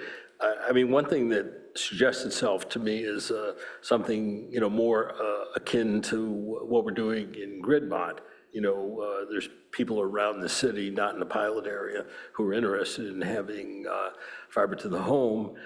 There are approaches, radio approaches, you know, where you can do installation quickly and cheaply. Could have more salespeople. I don't know. It seems like it's pretty, 18 million is a lot for us, and it seems like it'd be important. Have you guys thought about ways that we might be able to accelerate revenue? Yeah, so we have considered like fixed wireless, like you just mentioned, and for those areas that are harder to build to. So that's one thing we're considering. We're also looking into those new developments that we get into quicker and more cost effectively. For dark fiber, I think we are looking at a new strategy and doing some more marketing and reaching out to the developers in advance when to let them know that fiber is available when they're asking for their electric permits or upgrades or in design. So we're also let them know that we also have fiber available. So if you're interested. So if I could also add that, I mean, there are expenditures and reinvestments. So when you see some of those costs, I wouldn't call them a loss. I would call them as an expense in terms of the kind of the reinvestment in the infrastructure. There is, in part of those infrastructure expenses from the fiber, as you may recall, the electric utility is also partially funding those expansions to serve the electric utility. So there's some synergies there in having the backbone being done kind of comprehensively and looking at guys eyes wide open. And we are talking internally on staff and upgrading our dark fiber website and showing the locations, doing additional outreach with our large customers to make, as Dave was saying, in terms of having them be aware of those opportunities to use the fiber services provided by the city. So you're saying, I mean, I understand that the fiber is used by the city for electric and other functions too. You're saying that those revenues, or whatever you want to call it, the money that's paid to the fiber utility by other parts of the city are not shown in the 5 million? Yes, so with the city use of the fiber network is part of our retail revenues. Okay, so it is shown in the 5, so there's no additional money beyond the 5 million that's shown here? I think what Director Curatori's mentioned is the 13 million that we're transferring from the electric to the fiber to help pay for the fiber backbone rebuild. Okay. I think in the first 2 years, you'll see like $6 million increase in revenues for the repayment. So there's a shared CapEx associated with from the electric utility. So it's when you see the expenditures going out, it's the ongoing revenue that the fiber utility receives, and also kind of an infusion of CapEx for the electric utility share for that expansion. Okay, so I guess my suggestion would be to look for ways. You've already mentioned a bunch of ways to accelerate revenue, new projects, and more dark fiber and so on. But I wonder if there are ways to light up, you know, parts of the network, maybe this is not possible, but ways to light up the network so that we could actually sell the service faster. Definitely looking into it. Okay. Then I want to make one comment, one question on the electric side. First of all, for the CapEx book, I was really impressed with progress that had been made. I thought the document had clear descriptions, justifications for every project, and I think, I wasn't saying that about a year ago. So I really felt I understood better why these projects are needed, how they fit together, and you've articulated it here in this meeting. But I thought it was a thoughtful, coherent strategy. And I feel that GridMod now seems to have an overall technical strategy, which you've talked about, and I won't repeat. And I think the document provides reasonably detailed descriptions of the big projects within GridMod, why they're needed. And so I just wanted to compliment you folks on that. I think this, at least the design, seems to have really advanced. I had one question on electric from the OpEx book, which was there was a goal to increase PV penetration, but I didn't see any actions associated with that. Are there any actions that the utility is taking to do that?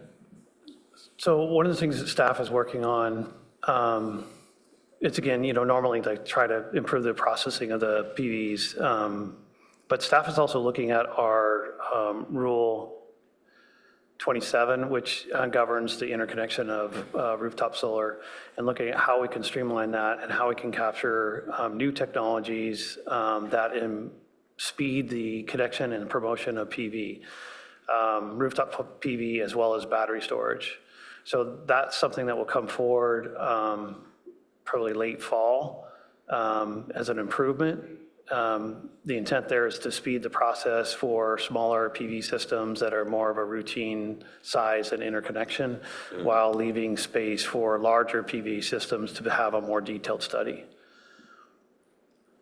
And also to add on, and Assistant City Manager knows they might correct me, but I believe we went to Policy and Services and looking at the permit fees associated with solar and PV in terms of what that looks like. There are some state, I would say, mandates in terms of what that dollar amount looks like. And there was direction for the electric utility and climate action to see what other monies could be used so that we would have those lower rates for our residents in terms of those permit fees and inspection fees associated with PV. So matching our neighbors, but also not putting additional costs on the general fund. So we are actively looking at that in terms of non-rate revenues that could be used so that we can help our customers invest in PV. What's a permit fee now? Just for a 5 or 8 kilowatt or 10 kilowatt system, what would that be? Just ballpark. I do not know off the top of my head. This is actually a fee that's collected from our community services department, and they're matching what the state limits are. Okay, because I don't remember it being a big number when I did our system. It was not a larger number. There was a study involved in terms of what that would look like. So, staff has been working with community development and trying to kind of align those, and that was the direction. It's about $1,500 for 10 kW or less, and about $1,900 for more. No? Okay. These are the permit fees. Yeah, I tried to Google. That's significant. Yeah, these are the permit fees, not the actual cost for install. Right, just the permit fees. Sorry, I thought you were asking. Are there any other questions or comments? I have one very brief question. We have had, I think, going on, I know at least 3 years of discussions about utility vacancies, and frankly, they're not moving. So are these positions actually necessary? I think the peak actually was our 47 position at one time, so I think we have made some progress. Given that they're unfilled, are they necessary? Some of them are kind of new positions that we're trying to staff up so we can not outsource anymore. So that some of those vacancies are because of those new positions we're trying to build in-house. And other ones are still hard to fill, but I think we are making more progress, like the lines person, utility system operators. So how are you addressing the shortfall in the current FTE? And is that Services. costing us money? So if I could add, we use two major contractors, VIP, MP Next Level, to do a lot of work in the city. MP Next Level does a lot of substructure work, big or small, so large projects like the Foothills project, and also small projects like fixing a traffic signal box on the sidewalk. Not as efficient cost effectively efficient at doing the smaller work, probably somewhat appropriate for the larger projects. But what we see is that if we can hire our own substructure crew to knock off some of these smaller projects, one, we can get those projects done sooner, so we don't have broken boxes sitting in the city for a longer period of time, but we also feel that we can do them cheaper, probably with better quality too. Same thing goes with the line work. VIP does very great work, but you are paying a premium for that contractor, right? They are a profit-driven contractor. And so what we feel is if we can fill those line positions, create a third crew, third line crew with the department, that we can see some cost savings. So while we are, catching up with our work and trying to maintain the flow of the work by use of contractors, we'd like to ease back on that a little bit and see some cost savings. And can you help us understand the magnitude of cost savings we're talking about? So VIP roughly $15,000 a day, whereas a city crew would probably be in the range of $8,000 to $10,000 a day. Okay, so leaving these vacant is costing us money. Yes. And we've left them vacant. I mean, I'm not, but like, it's been 3 years. This is the 4th year of my serving. And every year we get the same report. I don't know, what are we going to do differently if we actually are committed to filling these? What's the game plan? So for the line crew, some of the game plan is, to use that term, is to look at apprentices, right? It's easy to hire entry-level positions right now in the market. It's very difficult to attract people away from their current employer. So apprentices work. It takes 4 years to go from, a new hire to a full journey and finishing your apprenticeship program. But it does add into the staff, and it does, we have seen some success with that. There is a risk that once they become journey, they're open to the market as well, and so they become highly sought after. But it does fill some of the gaps. It does, but again, it takes 4 years to get to that point. We continue to expect that we're going to continue that process to fill some of the line person positions, just because trying to hire journey level positions isn't working. We do get some people, but it's just not happening quick enough. I comment on that real quick, just to observe that you can see the money in the contract services. I mean, contract services in electric are $24 million.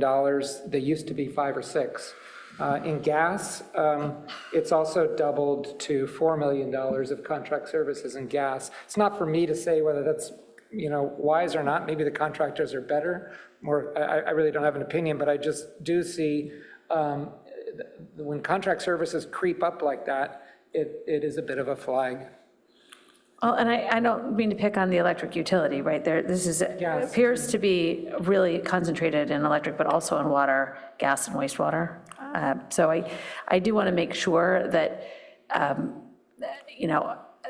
there's a clear accountability on this issue, which has been outstanding for several years. So we do an active tally of all the vacancies and the reasons why. So some of these are, attrition, some of it is through voluntary separation, retirement, changeover, and promotions as well. So you do have this opportunity when people move up in the organization, it creates a vacancy, right? Or you have a retirement, and there may be some steps there that we do have to acknowledge. There is just a base load of vacancies that you just have in operating any utility or in the city itself or any business. So we do have to acknowledge that. I think we have made progress. We would like to do better in terms of that. It's also a staff capacity issue as well. The utility is part of what Dave was mentioning in terms of our funding of positions. We have worked very closely with HR in terms of, what resources they have internally. Is there another outside firm that can help us on that? How we're marketing those? Are we going to places where we can attract those types of employee. So it is one of our action items as, as showing in this graph here, we really are focusing on the operations side. That's where we have the most vacancies. Yep. I guess what would be helpful for me to understand is if you are expecting a base load level of vacancy, like what is a reasonable vacancy number? Is 13% an appropriate number, or should it be more like 5%? I just don't know. We would like to see it in the single digits. Okay. So I'd love to see it as a KPI. Yeah. I'd like to see it as a metric that you work toward and say, if it's 5%, I mean, do some thinking about it. It's not zero, understood. Yeah. It's probably not 13, but what is it? And then can we, mark progress toward it? Also, I want to note in that slide, it's FY26. So in FY27, we are proposing eliminating 5 of those vacant positions for the meter readers. So that number will drop to 28, I guess, effective July 1st. Well, that helps your percentage, but I'm not sure it helps your contract fees. Okay, I think with that, I want to be sensitive to time. Oh, did you have another? Yeah, I want to, given the timing, I mean, this has already been in front of finance, there's really not that much to say, and one can't really analyze a budget the way we ought to in a meeting like this. Goes back to the process thing we talked about before. It would be silly to ask all the questions that I have specifically about the budget, and I won't be able to vote yes to support it because the whole story is, for me, does not hang together and hasn't been presented in a timely and thorough enough way. We did, by the way, have a budget subcommittee attack that has never met to discuss this. So, a couple of maybe not questions, but just observations. I mean, wastewater, we've talked about all these things before. It is up the most of all the utilities at 17%. It's not just, it's not clear from these statements, these two documents, why that is, but even things like admin for wastewater has gone up. I think it's somewhere between 70 and 100% over the last couple of years. So wastewater is on the rise. My real comments on the budget have to do more with form than with substance. Well, I think it's pretty substantial. There's no cash flow picture, no way to really assess sources and uses of funds. I recognize that every single fund statement has it says sources and it says uses, but it's impossible. A group of CFOs and CPAs could not, if they came from for-profit, could not understand these budget documents. I realize that we work within the constraints of municipal accounting. The city has its standards, the industry has its practices, but again, I would love to see a panel of CFAs try to understand this thing. Each fund, costs come first, but we don't say the word cost. Revenues come second. That's unusual. Net income or profit or margin or contribution, that's not on any of these. Well, they're sort of income statements, but not really. There are important, really big line items in our financials that are head scratchers. I'll just rattle off a couple of them. Equity transfer. Gas and electric have equity transfers. If you're inside baseball, then you know that's the I think it's $18 million from electric and 9 or 10 million from gas that goes to the general fund. But there's no explanation for that. These are public documents. They are, in a sense, PR. I know that most people in Palo Alto don't want to spend Saturday night reading our financials, but it's how we tell our financial story and give people what our financial strategy is.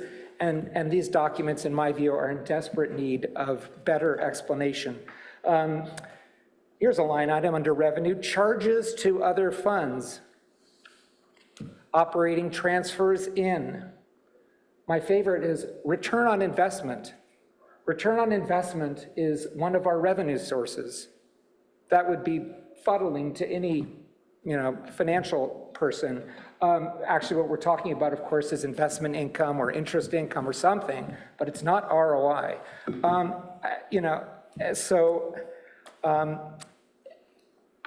Our reserves, there was reference before to the Baker-Tilly study. I know this has been a topic held in great suspense for a while now. It's made it difficult to vote for rate increases when reserves really do matter. But it is, I would claim it's impossible to read our budget materials and know what our reserve levels are. Some of the biggest money moving around in these reports is money moving into or from reserves, but there is no single, simple summary picture of our reserves. I've cobbled it together. It's not, I've got gaps, but these are things that being missing from the financial documents of the city, I don't know how you approve a budget for this. So I'll stop there. Okay. Comment on the reserves real quick. There is a reserve summary in the beginning of the budget book called Enterprise Summary. I could find you the page number. In our package? Maybe not that one, maybe in the link we No, provided. in the packages, we Okay. gotta, you know what I'm.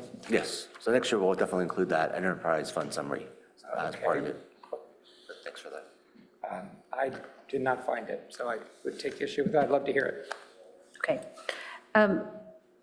With that, can you please put up the final slide, which indicates exactly the language that you need from us? I moved my packet and now I cannot quickly identify the correct page. Where did it go? Oh, here it is. Great. Do we have a motion to recommend that City Council adopt the proposed operating and capital budgets for the Utilities Department for fiscal year 2027? I'll move that. Thank you. Do I have a second? I'll second it. Okay, could you please call the roll? Chair Mater, Yes. Commissioner Tucker, No. Commissioner Sharp, Yes. Vice Chair Phillips, Yes. Commissioner Gupta, Abstain. Commissioner Metz, Yes. Commissioner Croft. Yes.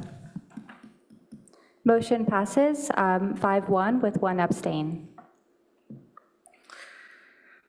Okay, we will now move on to the packet item number 4, which is the recommendation to City Council to adopt a resolution adopting the 2025 Urban Water Management Plan, a resolution adopting the 2025 Water Shortage Contingency Plan, and an ordinance to amend the city's water use ordinance. Chair Mauder, I just wanted to let you know that I need to leave, unfortunately. Okay, thank you. Thanks. Thank you. I'm going to have Assistant Director of Resources, Lisa Belair, and Senior Resource Planner, Adriana Artola, give the presentation on the Urban Water Management Plan.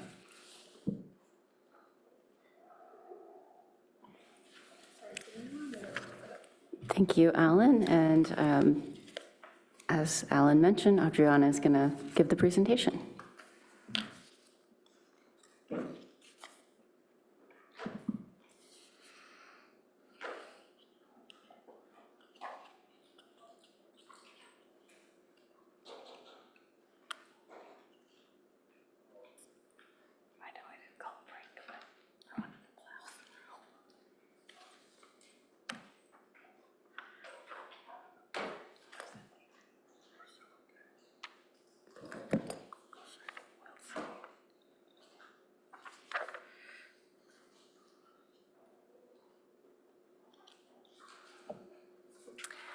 All right.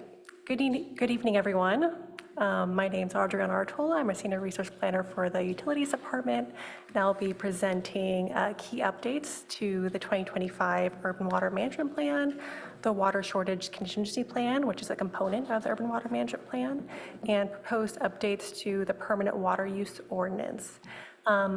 The draft 2025 Urban Water Management Plan is included in the staff report as Attachment A, and it is also available for public review on the city's Urban Water Management Plan website. We're joined tonight by Tom Francis of Bosca, the Bay Area Water Supply and Conservation Agency, and he's also available to answer questions about the Urban Water Management Plan. Next slide.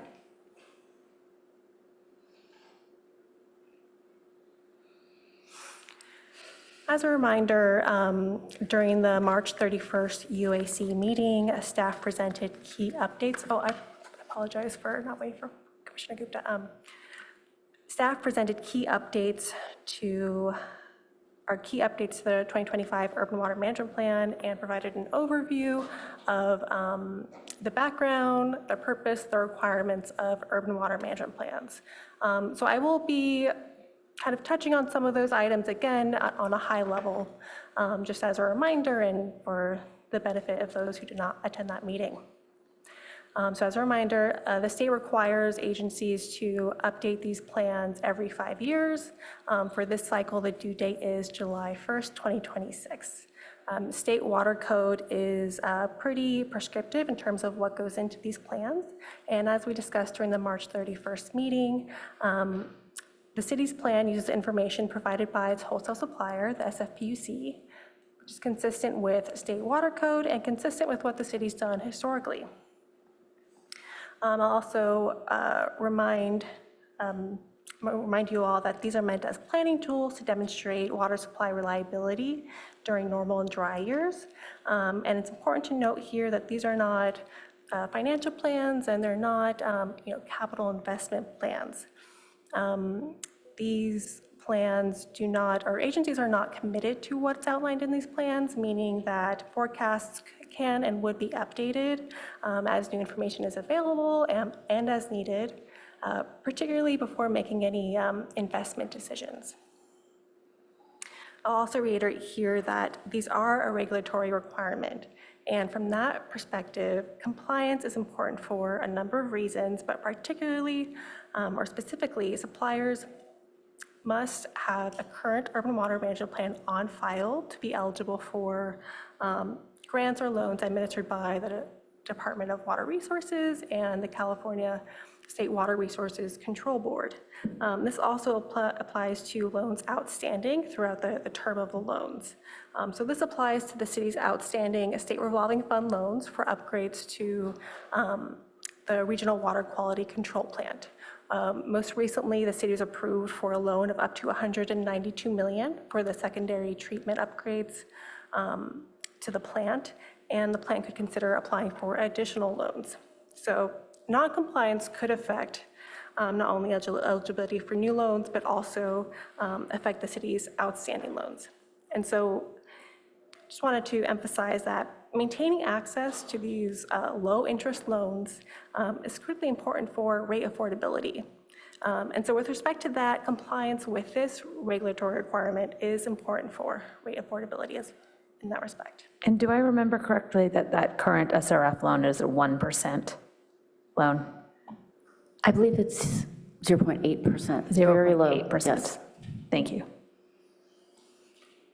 All right, next slide. So now I'll be moving on to some key elements of the 2025 plan. The first being historical, current, and projected water demand, which is depicted in this chart here, the blue chart. As we discussed during the March 31st UAC meeting, the city's projected water demand is based on the 2025 regional demand study. And this forecast includes assumptions that are derived from the city's housing element and regional housing needs assessment or RENA requirement. The chart on the right illustrates the customer class composition. As you can see, it's primarily residential, and this composition is not expected to change over the forecast period. The single family section is projected to maybe decrease slightly, and multifamily kind of represent a slightly larger share of the pie, but otherwise relatively stable. And I will clarify here that that orange slice, that represents dedicated irrigation meters. So irrigation consumption is also included in these other classes as well, but that the landscape is for dedicated irrigation meters. Next slide.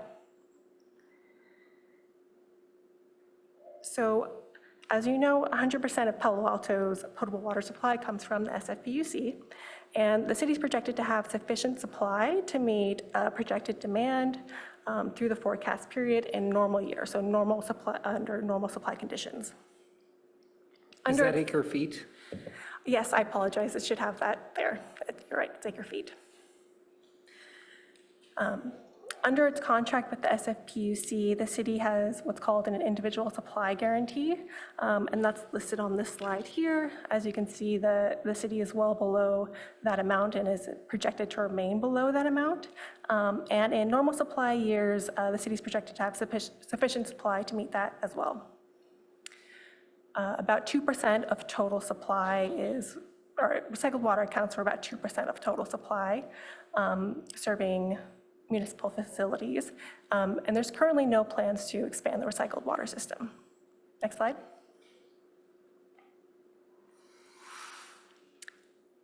Plans are required to include descriptions of demand management measures, and so we've included the city's key programs here on the slide, which you are all familiar with, but I'll use this as an opportunity to highlight AMI, in that the plan now reflects the city's use of AMI for water conservation.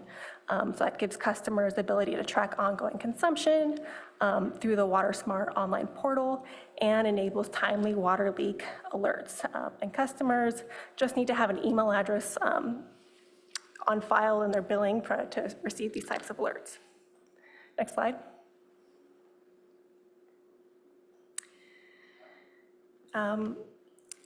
As we discussed during the March 31st meeting, the urban water management plans are required to include water supply reliability assessments.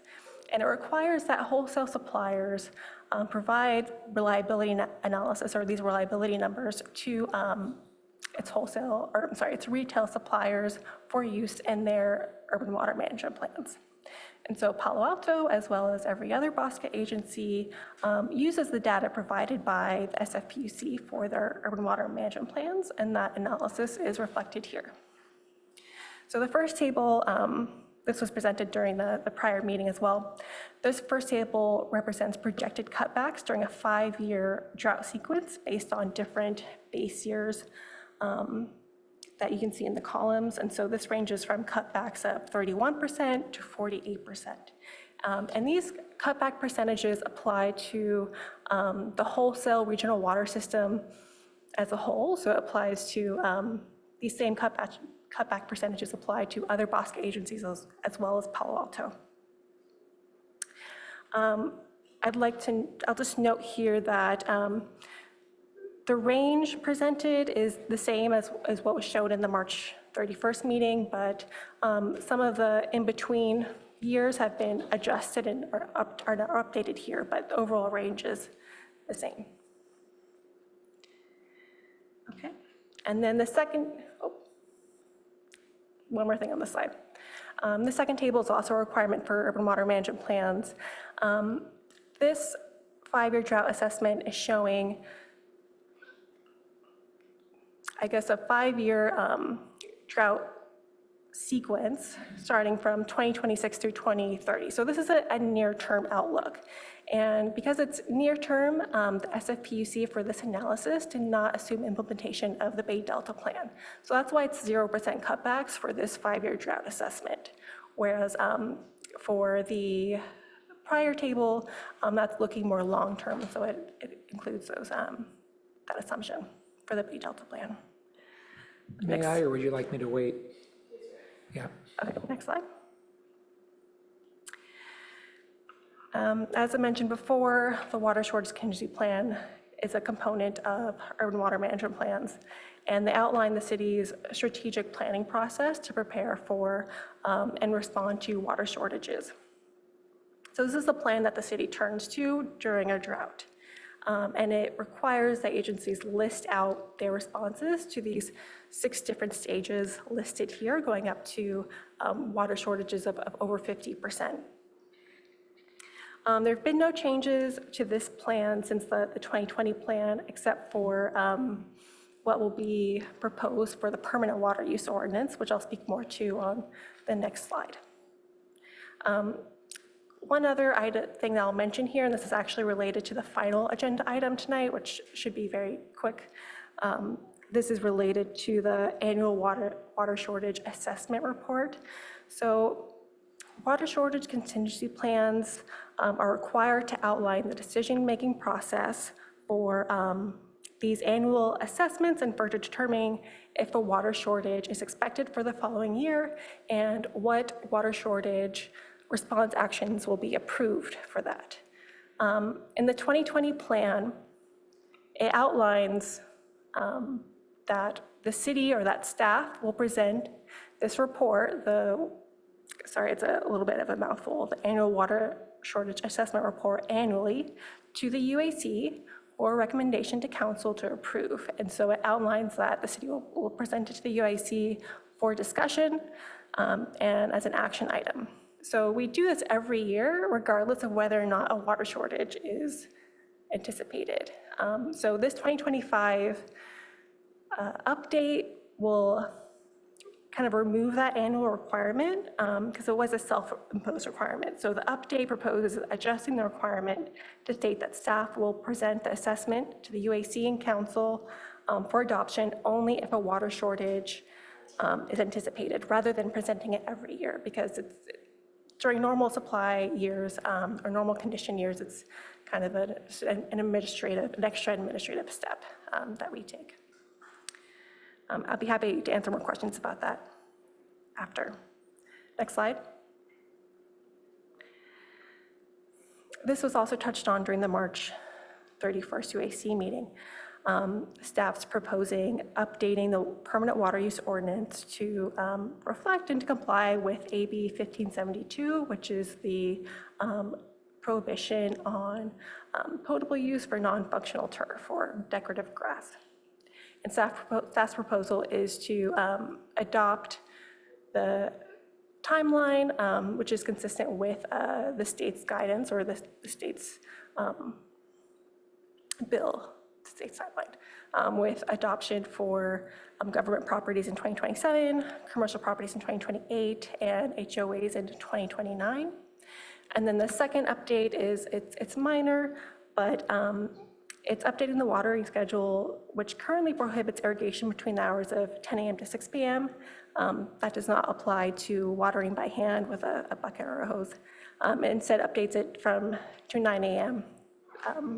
From 9 a.m. to 6 p.m., which is consistent with Valley Water. And this is because during droughts, Valley Water will perform outreach to Palo Alto citizens as well. They do outreach county-wide, and so this is helpful to be consistent and minimize confusion. Next slide. So here's the adoption schedule. Staff will be presenting the plan with UAC's recommendation to council on June 8th for review and adoption, with the goal of submitting the plan by the deadline of July 1st of this year. And just as a reminder, the draft 2025 Urban Water Management Plan is available on the city's website for public review. Next slide. That brings us to our recommended motion, recommendation to the City Council to adopt a resolution adopting the 2025 Urban Water Management Plan, a resolution adopting the 2025 water shortage contingency plan, and an ordinance to amend the city's water use ordinance. That's it. Thank you for that presentation. And we'll now turn to the public for comments. Do we have any public comments? If any member of the public would like to speak on item 4, please raise your hand or press star 9 now. We do have a few requests to speak. Our first speaker is Peter D.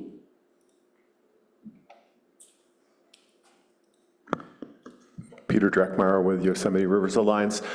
Back to the earlier conversation about process, I thought it was really helpful to have the briefing on March 31st, and it gave the public a chance to share information and for you all to think about the issues.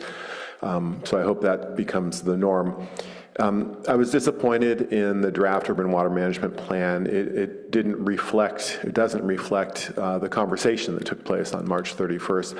That is included in the staff report, but after tonight, no one's going to see that. I was extremely pleased by the document that Commissioner Gupta shared earlier today. First of all, because it gave everyone a heads up, and you can just put language on the screen, and there's a lot less real-time wordsmithing. Small changes can be made. So I think that's another very effective part of the process. And I thought it was just incredibly well written. I was super impressed. I did want to make one clarification. There was a comment about Deadpool in the figures that I presented to you on storage. And I want to let you know that we only used usable storage. So we got all the data we used. We created a water supply calculator in part to check the SFPUC's numbers, but also to look at, hey, what if demand is lower or if we take a year off the design drought? So it starts with the full storage as we think about it, and it subtracts 96,000 acre feet from that. So it's like no dead storage is in there. So those numbers are usable water. And what you might remember is after 5 consecutive dry years, there's 600,000 acre feet plus a little bit in storage, a lot of water. At the end of the 8 years, there's 47,000 acre feet left in storage, which is then, in theory, used for a recovery period after the 8 years. So the numbers all match up exactly. That's what the SFPUC's intention is to get through an 8.5-year drought, and it shows through the storage that they do that. But they're planning for an 8,000-year drought at the minimum, could be a lot higher. In which case, we're hoarding water for something that's never going to happen, and then we have to, when the rains come back, that water all gets spilled, and people wonder, it's like, wait a minute, why were we conserving so much when we still had 2.5 years worth of water in storage? I encourage you all to support Commissioner Gupta's language. I also wanted to commend Commissioner Phillips, who mentioned earlier today the Sierra Club drought model. I heard very, very positive things about your contributions. You're a bit of a legend in the modeling world. And that model has gotten a lot of attention. It's being used throughout the state, not necessarily embraced by water agencies, but they're learning from it, and I think it's really going to improve the process.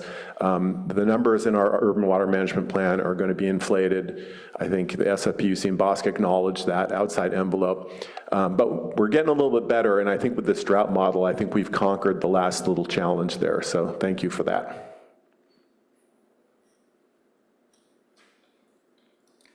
Our next speaker is Dave W., followed by Stephen R. Dave, you now have permission to unmute yourself.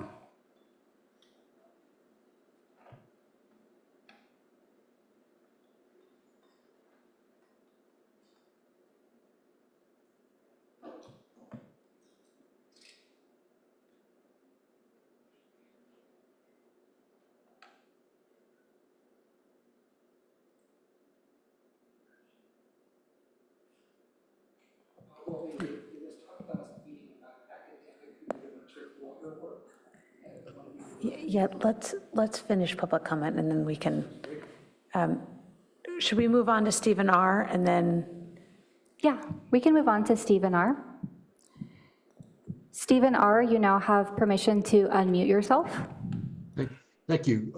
My name is Stephen Rosenblum. I'm a Palo Alto resident.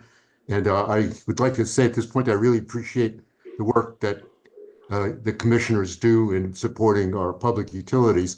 I just caught the tail end of the discussion of the electric utility and gas utility, and it was very enlightening. With regard to the water usage, I was a little bit concerned about one thing that I read in the report, and that is projections for population. On page 17, table 3, the population of Palo Alto is projected to grow from 67,000 in 2025 to 88,000 in 2030, and then to 91,000 in 2035. And then from then on, it doesn't change at all. That seems to me to be not very reasonable. Why does it grow so fast in the next 5 years and a little bit in the 5 years after that, and then not at all for the next decade. So I'm not sure where those numbers come from, but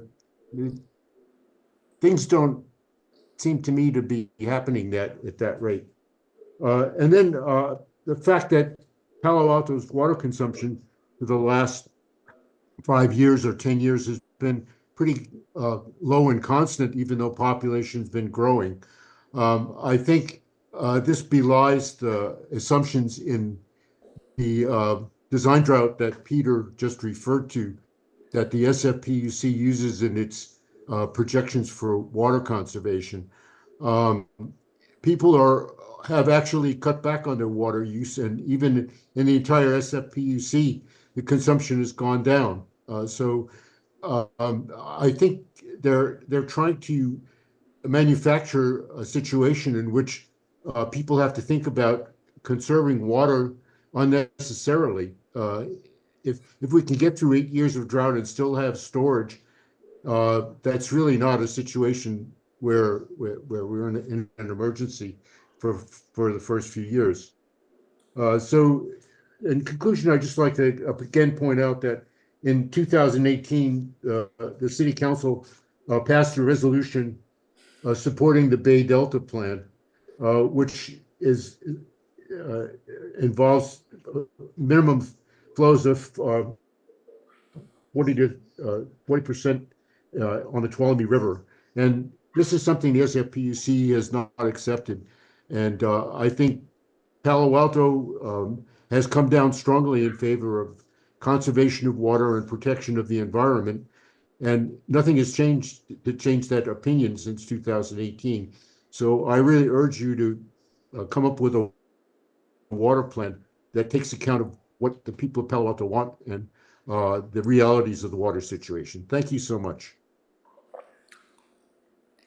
Our next speaker is Mark S., followed by Dave W. Mark S., you now have permission to unmute yourself. Hi, everybody. My name's Mark Shahenian. I'm with the Sierra Club, and I'm here because the Bay Delta Plan that was just mentioned is one of the Sierra Club's top priorities in California, and therefore projections about demands and water flows in the Tuolumne are very important to us. There's two things I want to talk about tonight. The first, they're in competition with other agencies that use the Tuolumne River. I'll talk more about that.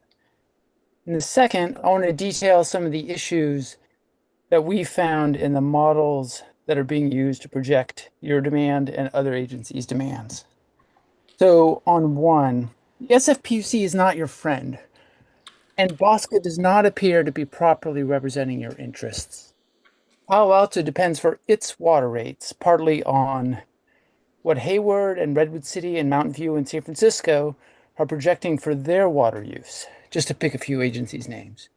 That long-term feeds into investment plans and sets the numerator, or how many dollars get spent on infrastructure. Palo Alto customers also depend on how much water Redwood City, Mountain View, Hayward, and San Francisco end up actually using. That sets the denominator in the rate calculation, or how many gallons are used. You're in a race against agencies to help your customers use as few gallons as possible over time. And that's how your customers will save money. That's how we get to the modeling concerns that I have and that we've seen. I obtained through public record requests the detailed models that underlie Palo Alto's projections and those of other cities in BOSCA territory and San Francisco itself. Those models are riddled with errors. Those errors tend to inflate demand. I've described some of them in a letter I forwarded to you. Maybe you've had time to read it. For example, nearly all the savings programs, the ones where the utility incentivizes savings, like Palo Alto probably incentivizes, I don't know, make it up, replacing toilets, is it usually a big one? All of those stop at about the year 2035 in the BOSCA model. BOSCA calls that conservative projecting. I'll call it false or non-factual. All of this is to say BOSCA is not fairly representing your demand to the SFPUC. The Sierra Club models that have been mentioned earlier, a 20 50 level demand, and it's about 34% lower than the SFPUC projections. For Palo Alto, we're about 10% lower than your projections because you do show a slight decline in demand, but about 34% lower than the SFPUC projections, which include the Bosque agencies. The Palo Altans will pay for that difference over time, and it's up to you to start to wrangle this beast. And I really admire the work you've been doing along those lines. So thank you very much.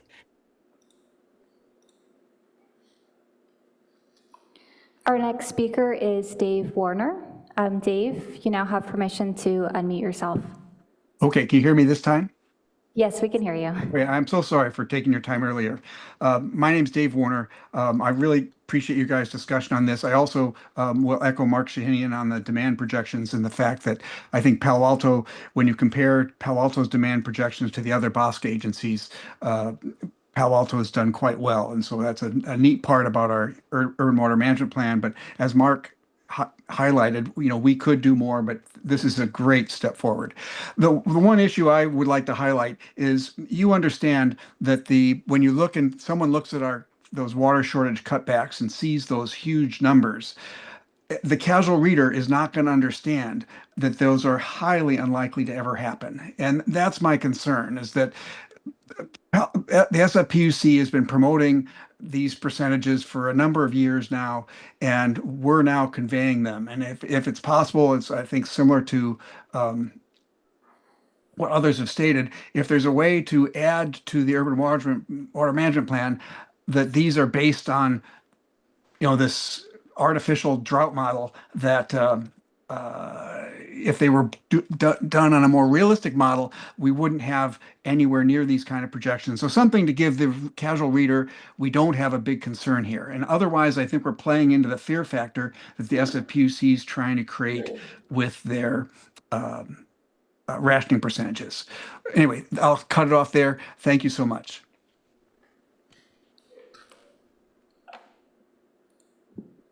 Okay. Thank you for the public comments. We'll now turn to comments and questions by commissioners. I'd like to start just with a point of order. You have a recommended motion here that includes all three items as one. Would you like these to be considered as a single item or as three separate items?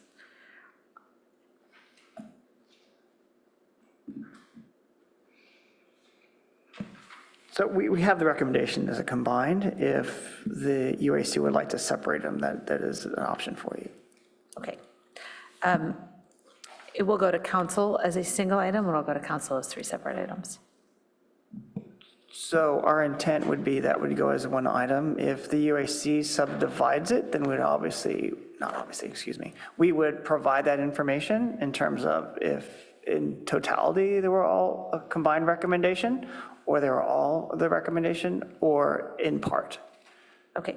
It's a little difficult, though, because the water shortage contingency plan is section 7 of the urban water management plan, so I didn't understand why they would be separate, or how they can be separate. Yeah. I mean, I think that the ordinance piece is It's really the update to the ordinance piece in trying to also meet the state's requirements. We were trying to consolidate that to just be a little more efficient. I just want to be clear on what we will vote for. So we will vote for a single resolution. Okay, now we can open it up for comments and questions, as well as I understand that we have a series of proposed edits that were provided this afternoon. I apologize, I did not have time before this meeting to fully read all of these. I'm not sure whether anyone else on the commission had the opportunity to fully go through them. I briefly reviewed in advance of this meeting, but not at the depth that I would have liked to.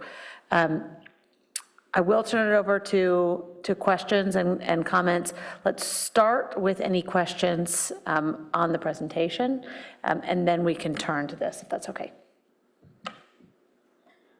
Just a clarification, when we talk about cutbacks that might be imposed, whether by SFPUC or Sacramento, your slide showed that we have a I forget the acronym, but we're an entitlement of roughly 16, is that 16,000 acre feet or million gallons per day, I forget, but 16 something of which we use less than 10. And so with the cutbacks, let's say there's a 20%, an X% cutback, does that go against the top number, which we're not even using 2/3 of, or does it go against the 9 point something, which is our actual current usage? We voted it. I'm sorry, so you're asking about those cutback percentages specifically, or if there was an actual drought, what it would? Do you want, should I try to elaborate, or do you get it? If I could just add that the ISG applies during non-drought years. And so when there's a drought, the cutbacks are going to be against I think there's a formula for it, but it's most recent usage. And we had voted on that formula not too long ago. It's the WSA thing, yeah.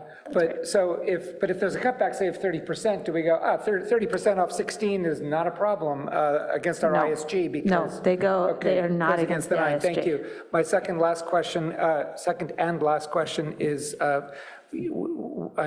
we talked at the last meeting about storage levels, and that was, I think, Peter Dreckmeyer referenced it in his comments of roughly 600,000 acre feet that would be, even after 5 awful years of the design drought that's in our document, essentially what is the answer from SFPUC? Lisa, you and I exchanged email on that between meetings, but did we get an answer from SFPUC? Do they have a position on the numbers presented by Peter Dreckmeyer? And I suppose I have the same question for staff. Do you have a point of view on that question of storage? And also maybe even more broadly, everything you heard from public comments this evening. So thank you for the question. And I realize I should have introduced myself earlier. Lisa Belier, Assistant Director, Utilities Resource Management. So thank you for that. Yes, so as we approach this conversation tonight, the subject that we're talking about is the Urban Water Management Plan, and we have followed all of the requirements that the state requires for this regulatory requirement. And in terms of making further investigations, staff investigating information and analyzing information coming in from commenters, that's something that the UAC as a body could make a recommendation to the City Council for us to do further investigation. We talked about this a little bit last month. We would want to do an independent evaluation of that information and then bring that forward back to the council. So that's kind of the recommendation right now. And can I just build on that, because I relied pretty heavily on our past minutes to recap your statements last month, which is that there is not the staff or knowledge to come up with a different scenario at this time, and I'm reading verbatim, there would be need to hire a consultant to put together a budget to figure out how to vet the information provided. And then the next step after vetting would be to bring it to the SFPUC to see if they can revise their forecast. When Chair Scharf asked staff if they were recommending that a consultant be hired, Director Couture indicated that if they were to run the analysis, that analysis could be done independently. Does that still capture your sentiment? Yes, if there is a consideration from the UAC to add or do another study, we would have to bring that back to council. We would have to come up with a consultant to do that work. We would go through that process. If that was the recommendation or advice and as advisory capacity to the UAC, to City Council. Okay. That would take additional consulting time, staff time, and then working with BOSCA and SFPUC. Okay, thank you. I just want to level set against this set of minutes from last month. Megan, but I have to jump in and say, I didn't say the word consultant study. I asked, I mean, the storage levels year by year in a 5-year drought seem essential. And my question was not, could we get a consulting study and wait 6 more months? It was, did we get an answer from SFPUC on whether they agree that even after their design drought numbers of the first 5 years, would there still be 600,000 acre feet of water, accessible, usable water in our storage system? And that's not a study, that's a quick email or a phone call. So after last meeting, I did receive an email question from you and Commissioner Gupta that is available in the public comment for anyone to read, I believe. And we corresponded through Bosco with SFPUC to get a response to that question. Then it was, I think, yesterday I received an additional question from you about the storage. So I don't have an answer right now, and I already talked about the process to do that investigation. I apologize, but it was, the question from the beginning, even in the meeting last month, was, can we get a position on storage levels through the course of the design drought? Because as a reminder, the 600,000 acre feet represents over 2 years of water for the whole region. And that doesn't even count the water that will still trickle down. They'll still have access to, even in a 6th year that is bad. So I'm just astonished that we can't ask our partner, our supplier, SFPUC, for information on this. And I did see what you forwarded me back, Lisa, and it is a brush off as far as I can tell.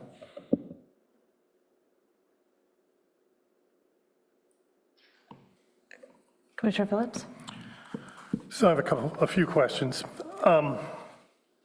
So the water ordinance amendment, does that just bring us into compliance with California Assembly Bill 1572? Why do we need it? Yes, it brings us into compliance with the bill. Agencies are required to update their water ordinance consistent with this bill by the end of this year, by January 1st, 2027. So this isn't a requirement.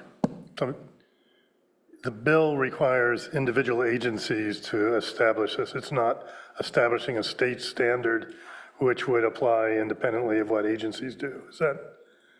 Yes, it requires local adoption. Okay, thank you for that then. That helps me understand that.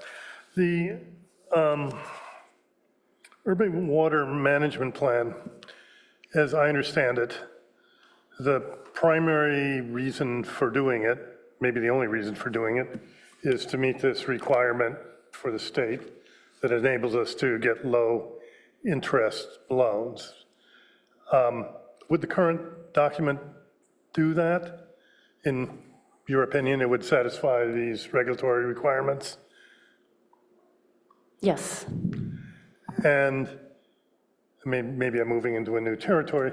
If any of the changes or amendments that would have been proposed by Commissioner Gupta, would they jeopardize its acceptance as such a document? And I'm assuming you've had a chance to read them and review them. So I think we have read the letters as they have come in. And we are, as you mentioned, we're following the requirements of the water code to include the information from our supplier. The recommendations would add additional information that city staff have not analyzed. I do think that some of that information, such as revised demand projections, revised storage projections, do require a thorough analysis to be able to vet those numbers. So including them without staff having vetted them, they would become part of the city's official document. In terms of whether that would no longer meet the regulatory requirement, I think that's a question that we probably would need to discuss further with legal, but I think that it would still have the same components that we originally included, and it would have additional information. So the inclusion of the additional information needs to be vetted through our process. So I did want to state, if there was a desire from this, the UAC to make that recommendation, to do that further evaluation, the mechanism for that would to bring that forward in that additional language, if that is the desire of this body. On a staff perspective, we would not recommend the inclusion of that information without that other vetting, and before we could even consider that type of language. Now, to the extent that there are additional studies, evaluations, to ensure that we are in good stead with the state, that could happen if the council gave direction to staff to do that additional work.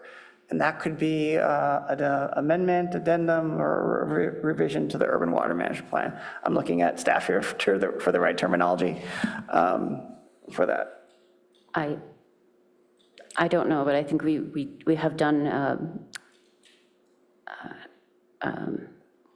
errata in the past, or maybe it would be an addendum. Right, so that would have to be adopted by city council. So at this stage, and this is why we've gone through this process and working with the UAC and kind of describing kind of the limitations and the intent of the urban water management plan, that we're making this recommendation. Now, just as a refresher, we've been doing urban water management plans since, I believe, 1985, and we've been using the San Francisco information as part of each of those requirements. All the other BOSCA agencies are using the San Francisco information as part of their urban water management plans. That said, if there is a desire for the UAC to look and evaluate and incorporate different language, we would not be recommending that as staff to incorporate that into something that the council would approve by the end of this fiscal year.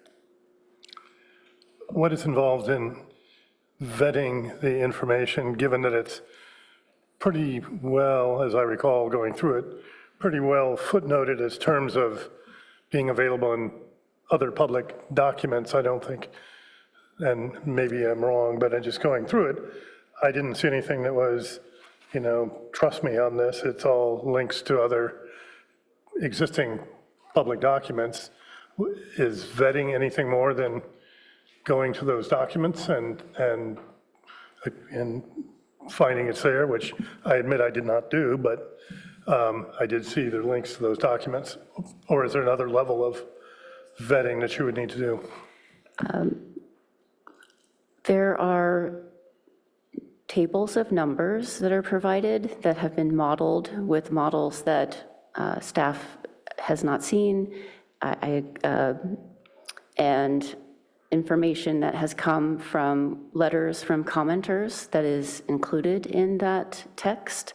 So that is the type of information that we would need to work with an independent consultant to evaluate that information and vet that information, do an investigation into it, and analyze it and bring that back so that we can inform the council on the information that we're including.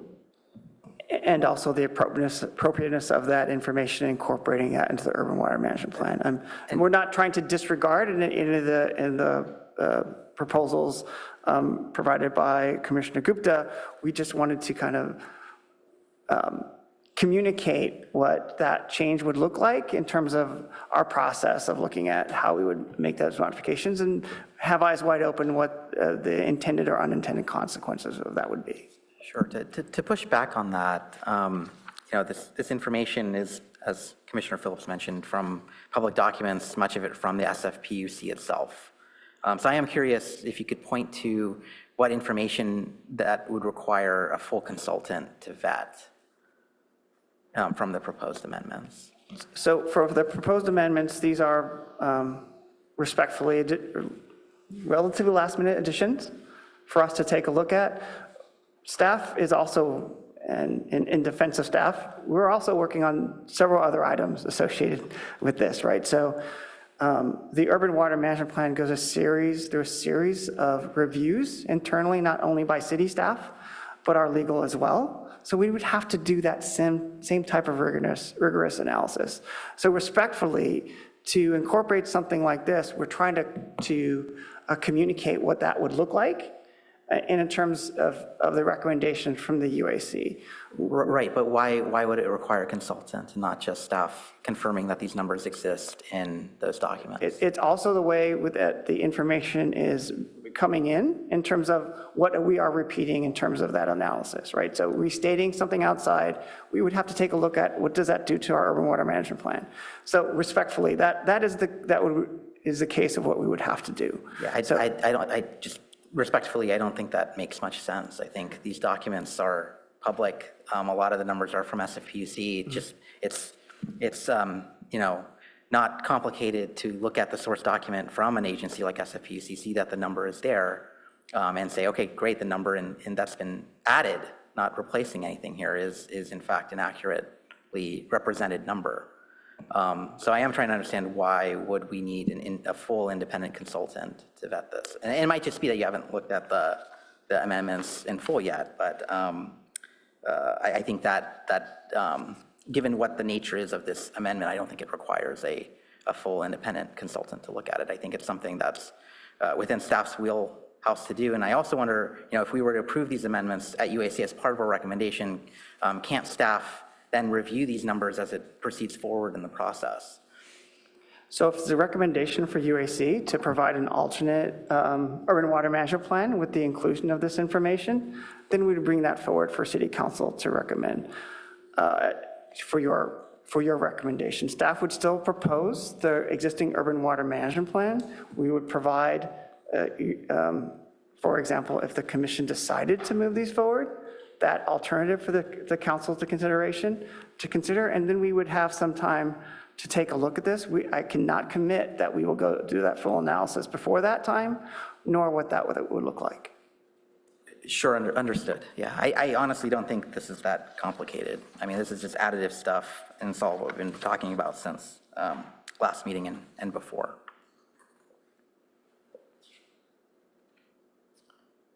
Okay. I want to close with any questions that we have to staff. Do you have a question? Okay, great. I have several just small questions. I'll point to the packet page. They're not on the presentation, it's just on the packet. So packet page 51 has a table of the steps that were gone through. And there are a couple columns. It's like coordination with appropriate agencies is the name of the table. And there's commented on the draft, and there is received copy of draft, neither of which are checked. I'm wondering if anybody has seen this draft, any of these coordinating agencies, or is that a future step that happens like quickly?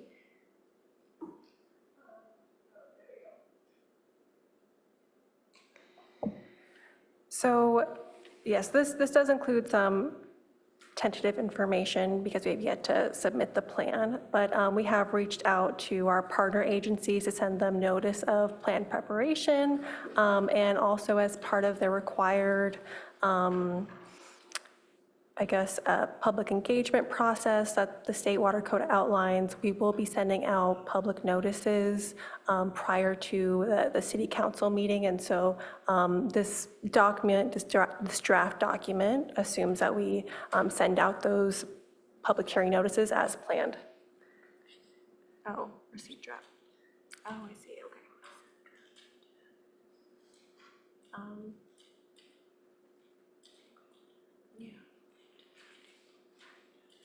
Right, okay.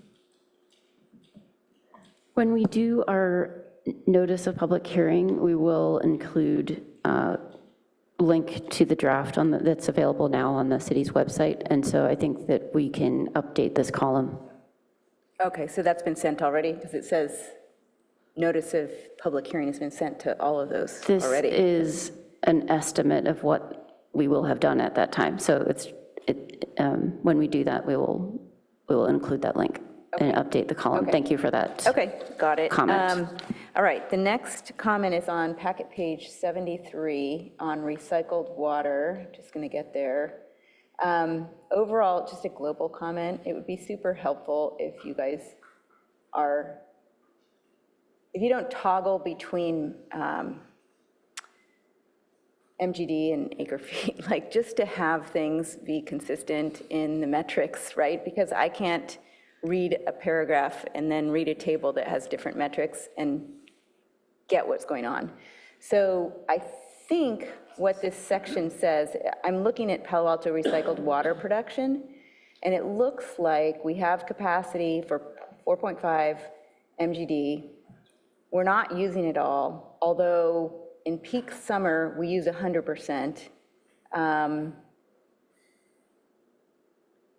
And down in the table, I can't equate those numbers, but basically recycled within the service area, that 196, what does that represent as a percentage of our capacity? Is that?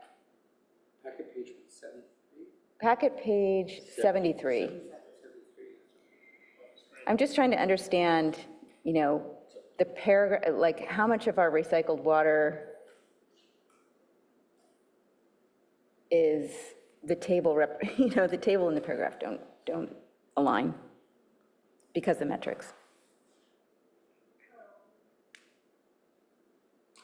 So the 196 represents that 2% of total water use that we mentioned in the presentation. And so that's, yeah, the city's use of recycled water. As far as your other question regarding capacity, I don't have an answer to that right now. I'm sorry, but I will take a look at that. Okay, I mean, I'd love to see us using the capacity that we have, but I understand that it varies a tremendous amount because irrigation is not needed really in the winter, and that most of this water is used for irrigation. Is that right? Yes, that is correct. The city's recycled water are used for certain public facilities, the golf course, Greer Park, and so that's what the city's recycled water system is built to serve. So it's only built to serve those few facilities, and you're right, it is primarily irrigation, which is dependent on the season. Right, okay. I guess then I go to, okay, so I do have a question about what is dual plumbing. So it says on page, I'm going to go again to another page, page 92.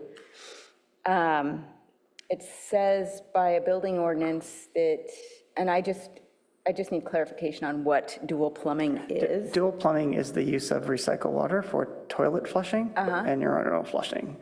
So that's what they'd be used for. So it says that we're requiring that in the building code, but as far as I understand, we're not building any more purple pipe anywhere. Is that correct? We are not expanding the recycled water system within the city of Palo Alto. As you may recall, there was a study done by the Public Works Department and looking at that expansion and the cost effectiveness of that and expansion for dual plumbing. It is a relatively small use in regards to that. In terms of dual plumb facilities, there are some agencies that do use that for that use. I am quite familiar with that in other areas, but this is not something that's pursued in Palo Alto as cost effective. Yeah, so I guess the comment is really that this come up in other times in these meetings, that the planning department and the utilities department should align. I mean, putting requirements on buildings that we will never fulfill from our end seems crazy, right? It's on page 92. I have one last comment. Just to clarify, Okay. It is still a requirement to do dual plumbing, correct? It says 2019 Green Building Ordinance update lowered the threshold for dual plumbing in new commercial construction to 50,000 square feet and 50 toilets or urinals. We're checking with a team member, but my memory is that,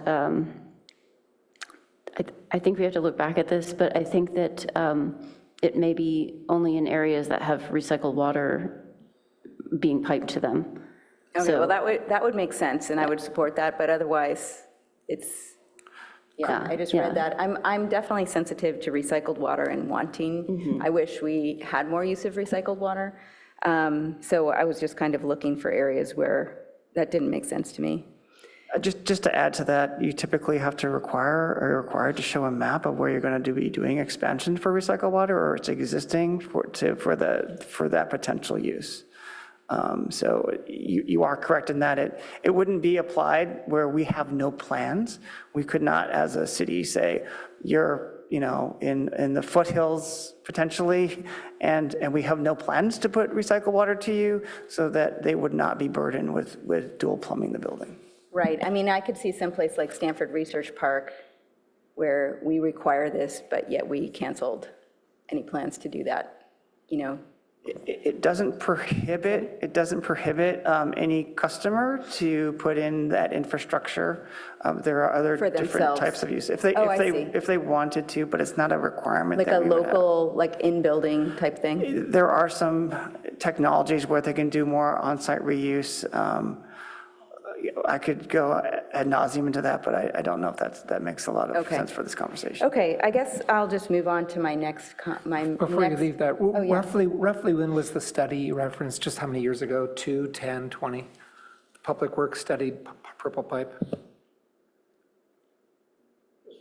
Yeah, I think it was completed in I think it was brought to council in 2020, actually, 2019. That's good. So the last comment I had was, actually, it's on the water use restrictions. They start on page 222. And my first packet page actually 223 is my first comment. So water use restrictions, I was just struck by a couple of these, and I would urge, I don't know if there's any ability are these like already in use, and if there's no red lines to them, they're just continuing as is? And because I do have some suggestions to change these. During a drought, staff would present recommended water shortage response actions corresponding to whatever stage drought that we're in. So that's their process. It still requires council approval. And these response actions, a water shortage contingency plan, can be amended as needed, and it was amended during the most recent drought in response to, making updates that were consistent with neighboring agencies and such. So the city is not committed to what's in this current plan. It can be amended. Okay, that answers great. your question. So my comment is on stage 2, moderate water supply shortage. Item 2 says operators of hotels and motels shall provide guests with option of choosing not to have towels and linens laundered daily. I see that everywhere. Like, why in the heck would we require a drought for that? That's like all over almost every hotel I see. I feel like that should either be in stage 1 or it should just be a standard that we apply to our local hotels and residences. It doesn't require the guest to do it, it just notifies the guest. It's simple. So that's my first comment. It's just the option, they have the option. My other comment was on stage 4, severe to critical water supply shortage. Item 1 is drought-tolerant landscaping that minimizes irrigation runoff is required at new construction sites. A non-drought tolerant landscaping is prohibited. That also seems to me like we ought to require that. We ought to require it or move it up. It just seems like, okay, you guys have to do drought tolerant landscaping if we're under a really severe drought, right? It's just like, we're all trying to get people to move to this, especially if it's in new construction. New construction is easy. Right? They should just put it in. So I don't know if there's more support on the commission for this, but it feels like new construction ought to have some rules about some ability of the plants to withstand drought settings or just not require so much water. So the proposal may be to move that one up to stage 1, or again, that's another one that I would just have it be a requirement. Sorry if I can opine on that as well. There, when you look at these stages between different types of drought levels, there is a very active conversation with a lot of the water retailers and especially Valley Water in terms of our messaging to our customers. So it's really important that we have very similar type of restrictions so that we can be effective in communicating that to the residents and businesses. Hear you 100% that there are maybe areas where you might see that as something specifically that you would like to change, but we're trying to provide a menu of what has been done in the past. And then for council to consider. When we do get to those drought stages, and we have those droughts in California, I think that's a time where we could have probably a little more active conversation on those. You're telling me that, sorry, just trying to distill what you just said, that it's difficult to change these because they need to be aligned with Valley Water? Water retailers, a lot of the water retailers, a lot of the cities also have their own type of desires in terms of this similar messaging. We try to keep that messaging simple and consistent across city boundaries to the extent possible. For example, when you irrigate with potable water, if there's drought periods where you may not be able to irrigate with potable water because odd or even building numbers, right? So there's some consistency in that messaging. But again, these are for council consideration. I think to the extent that there is a desire to refine those, I think as when we get closer to droughts, and that's probably the conversation and the time we can talk more deeply about. Yeah, I mean, I don't understand what the hotel, towel warning has to do with water retailers. Am I missing something? It's also messaging to the community, right? In terms of businesses as well. We would have to do some outreach to determine and tell them what that is, right? So again, when you go to restaurants, sometimes you have to request, a glass of water, right? In terms of that, they can't automatically give to you. There's things that go through these processes and droughts and what that looks like. So if I can just add a little bit about our experience in the most recent drought, is like once the drought kind of starts going and state agencies and SFPUC are calling for drought responses, there is a lot of coordination among the agencies across Santa Clara County, across San Mateo County. We're talking about what the measures are that we're taking and going into effect.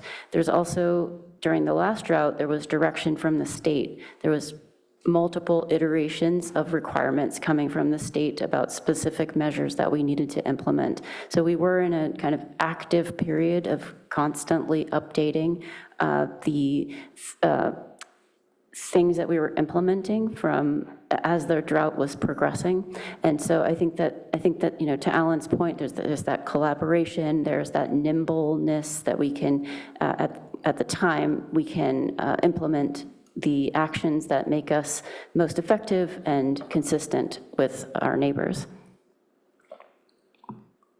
It just sounds like we're not willing to do work that's out of line with them, which to me doesn't seem, I mean, if I go to a hotel and they take my towel every single day, I'm like, are you kidding me?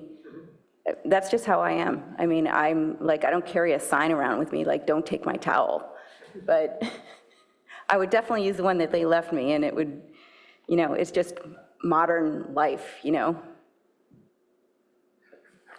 Okay, if I could just say, I really thank you for bringing that up, Rachel. I agree and I support you. And I'd like, since we're nominating lots of people today, if we have a monthly award, I might even call it the Hamilton Award, to think that you pulled something off of page 222 and brought it to importance. I think you deserve that. Read the packet. To imply that we don't read our packet, it's crazy. Seconded. Okay, on that note, are we done with questions? Sorry, but I have No, that's fine. I want to make sure. two more. Please. One thing is that actually somebody noticed is that there's not much reference in here, maybe no reference, or couldn't find a reference to specific city housing projects like the San Antonio area plan. Are they incorporated in here intrinsically in the population growth numbers, or did I just miss it? The plan uses the city's adopted housing element for its growth projections. And so urban water management plans are not intended to reflect, specific development plans. Water code does prescribe that agencies use their planning documents, and so that's what we did here. Okay. And I guess my other question is also for my fellow commissioners. There's pushback from staff on, incorporating the proposed amendment from Commissioner Gupta. On the other hand, there's a strong feeling from many people here on the commission, including myself, of discontent with SFPUC in particular, to a certain extent with BOSCA. And of course, I think without giving you any motive, that one of the reasons for doing this is to not substantially change anything that the city would do, but to at least have it in writing that we view with some skepticism, or some of us view with some skepticism, which is putting it mildly, some of the assumptions that are put forward by SFPUC and embodied in this document. Given that there is strong pushback from staff on incorporating this as is, and the feeling it requires, I'm talking about this, I mean the amendments, is there another mechanism by which, I get it, the document is kind of a go along to get along document, we'll just kind of take what SFPUC has said and we'll work with that and we'll get our approval and we can, everybody's happy, except we're not exactly happy. And I'm curious if there's, okay, so that's very difficult to do. I don't think we want to go with, one thing was mentioned was having the committee the commission have one recommended urban water management plan. You guys have another that's a non-starter as far as I'm concerned. So what is the mechanism by which we could incorporate and communicate some of these effectively to SFPUC and again to BOSCA if this is not it? Just an open question. What would staff recommend? So staff has good relationships with our neighboring agencies, with BOSCA, and we would recommend working together with our BOSCA director, Stone, to try to build on those collaborative regional relationships and seek the information that the council needs and that the UAC is seeking through those pathways, through BOSCA, and then getting the information from SFPUC. If I could add just really quick, I don't want to by any means trying to marginalize the intent or the solid work that has been done by this Commissioner Gupta in terms of trying to add additional information. What I'm trying to go through is what that would look like in reality and trying to get those through and what that process would be. So, as an advisory capacity, the UAC can provide that information to City Council. City Council has Vice Mayor Stone as a representative on BOSCA, right? So I just want to go through that process. The BOSCA does not report to the UAC. The council has designated Vice Mayor Stone. To the extent that this body wants to provide insight and input, absolutely, that is your purview to do that. And we would communicate that through. And the UAC can also provide that information as a body and as a representative when this goes to the full city council. Yeah, and if I could just respond to that, I actually really like having both, right? Because staff has its recommendation without the additions. We have a version with the additions. Staff gets time to look at those additions, vet them, and then council has a discussion before it, which is kind of what we want, which is just a discussion on what we should do about the urban water management plan. But we've at least provided them options that reflect a lot of the discussion we've had here as a UAC. So I don't think anything is lost by providing them an extra option to look at. Okay, so I just want to help us move to that next step. Are we done with questions and comments? Great. We now have a proposed edit, which I don't think that we can move until someone has moved this existing motion. This is my first time. Can I just bring up one thing before we move to motions? Please. This issue with the design drought and SFPUC has come up over and over. It's a hairy topic for us, and we have not figured out how, like as Vice Chair Phillips said, we haven't figured out the way to have an influence, right? And I'm wondering if this is a place where we need a subcommittee. So some group of commissioners to meet up, to brainstorm, to reach out, to meet with Councilmember Stone, to meet, to just think of ways that we can push the needle that are not necessarily this urban water management plan. I don't know if this is the right place. It doesn't feel like me. I mean, people probably need to go to SFPUC meetings, like lobby with the other cities in a comprehensive way. I'm not sure if this is a staff project versus an us project. So my thought was it's possibly a subcommittee, or there might be a need for one. So I'd be interested in people's comments on that.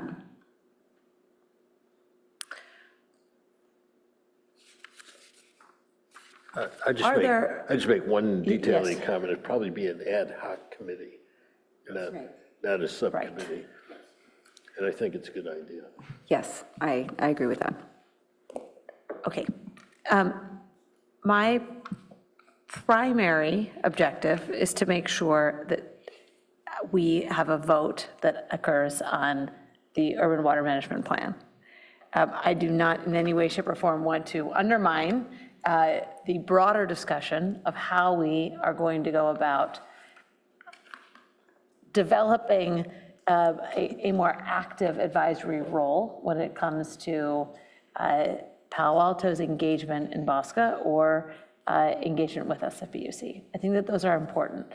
I don't have great visibility yet into what other agenda items are more appropriately coupled to that outreach and engagement that are on our 12-month rolling agenda besides this, which is clearly not the appropriate place given the financial implications of not moving forward with an urban water management plan. So to Commissioner Croft kind of comment on what that would look like, that might be an item that the commission looks at as its kind of annual goal setting.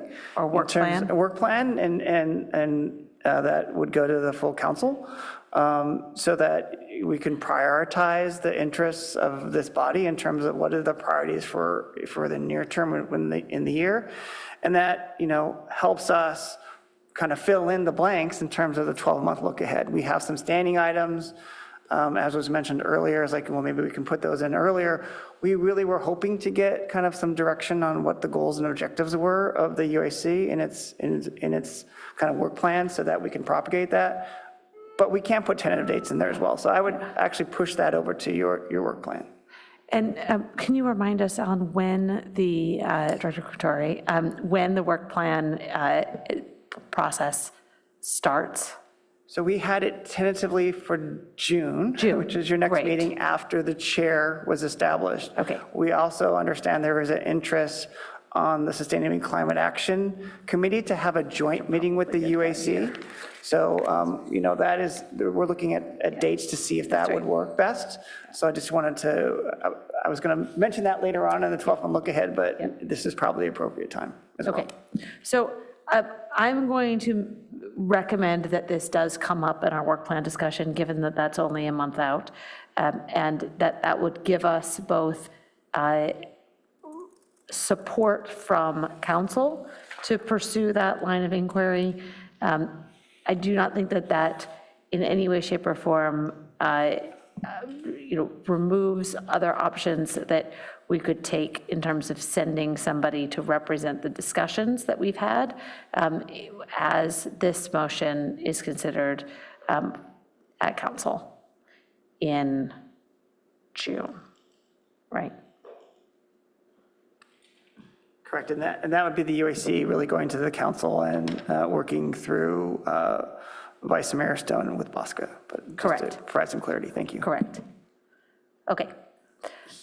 So just to understand the procedure, is there going to be a motion to approve this, and then I can First, there needs to be a motion to amend? approve. Okay. So do I have a motion to, can you put this up again? To recommend to the city council to adopt a resolution adopting the 2025 urban water management plan, a resolution adopting the 2025 water shortage contingency plan, and the ordinance to amend the city's water use ordinance. I need help. Does this, if we don't like it as it is, but we would like it edited, then what? Then you need to move the motion to amend the current motion. Okay. I second. Procedurally. Okay, I second the current motion. okay, great. If anyone would like to, I haven't moved it. If anyone would like to propose an amendment, they are welcome to do so. Chair, I would like to propose an amendment.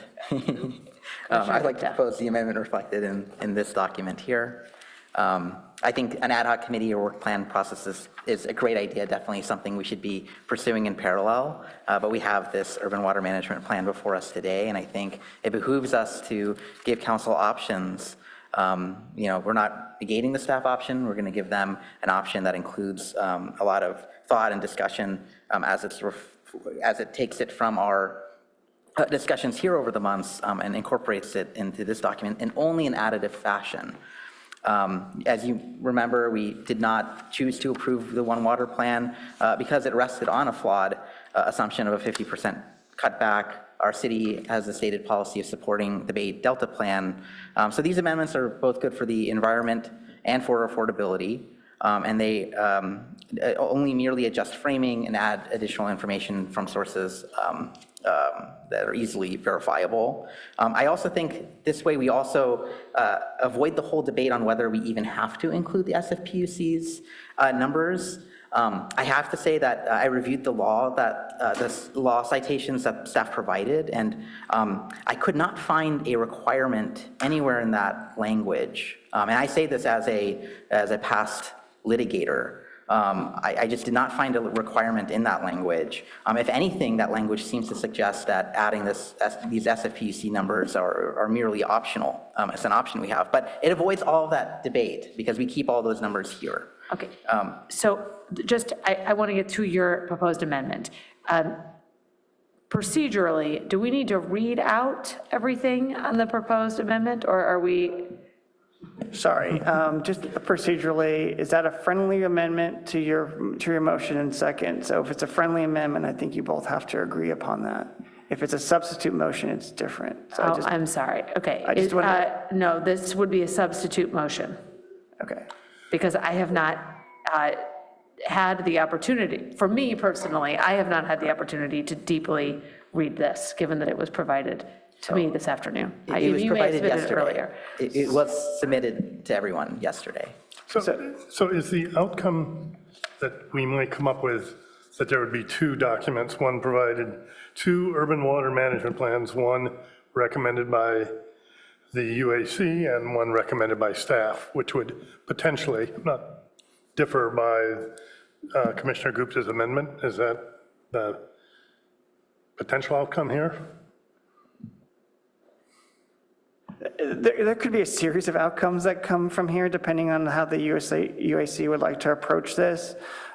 I will provide another example of what that could be, and procedurally, I think we're going a little bit off because there's a motion on the floor, but in a second, the UAC could determine that they are recommending the approval of the urban water management plan as is, and that there is a recommendation from the UAC that they pursue an alternate future evaluation to potentially look at amendments to that after further evaluation, study, and or revision for council to consider at a future date.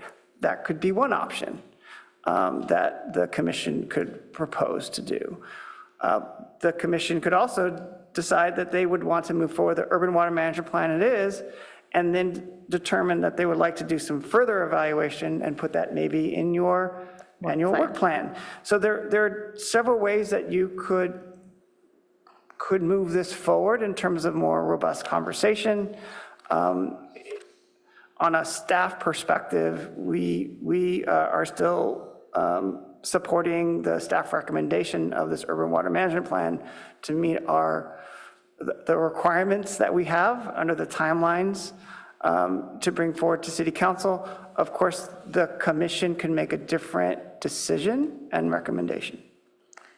And if the commission decides to move forward with this amended version, what happens?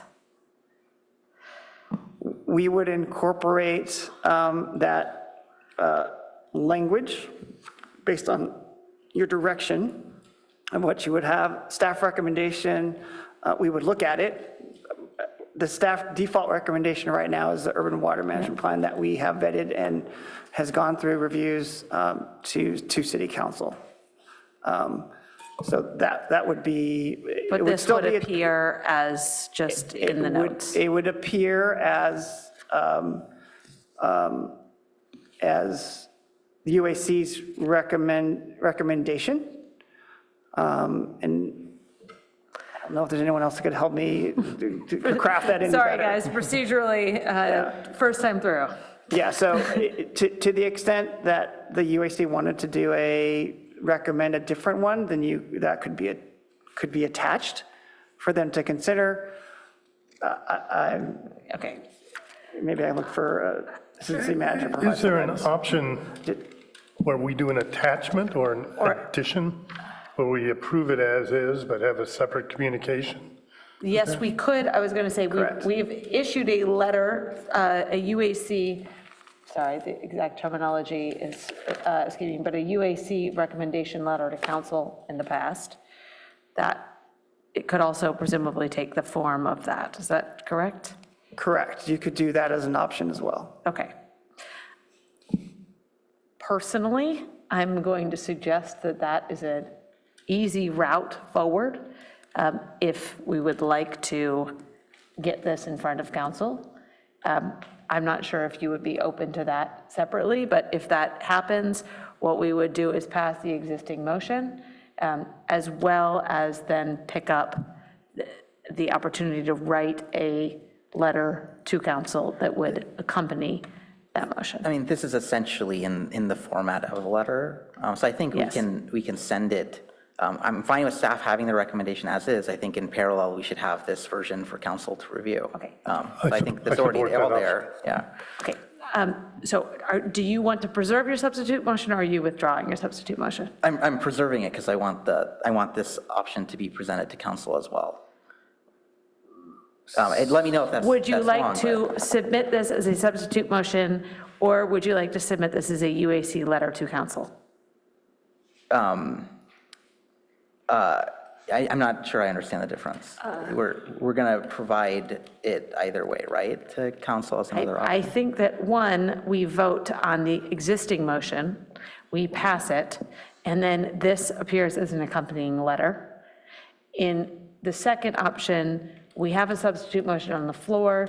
That substitute motion needs to be debated and voted on. If it is voted down, we revert back to the present motion. Can we see if there's appetite to do it with the amendment first? If it gets voted down, we can do the letter version. Sure, absolutely.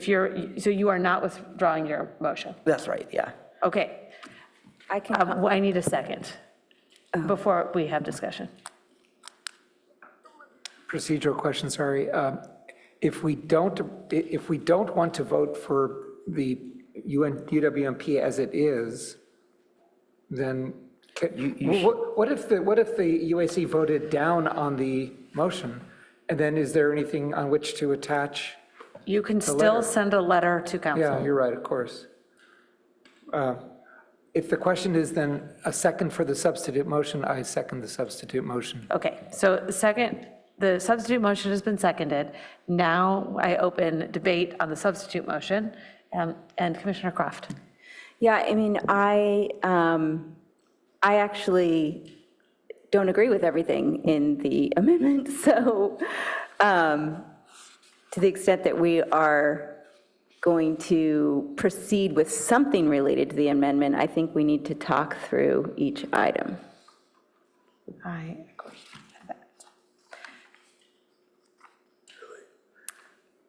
Commissioner Metz? Yeah, I think I'm sensitive to the issue, the broad issue around, SFPUC and all that. But I sort of feel like this is the wrong hill to die on, that this is a regulatory requirement. And do these typically get passed, accepted by the state? Always. These plans, are they typically accepted? Oh, yes, these are typically accepted by the state. And like I mentioned, there's sometimes where they have a few minor edits. Okay, so I would suggest we don't screw that up. And, I agree with, a lot of the language in there, but I don't think this is the right place to address it, since it's just a regulatory checkbox. May I ask, is there any more important or authoritative document that states Palo Alto's water management plan? I mean, the UWMP is the UWMP, it's our plan. Or is there something that eclipses it in relevance if people want to know where we're going with water and drought management?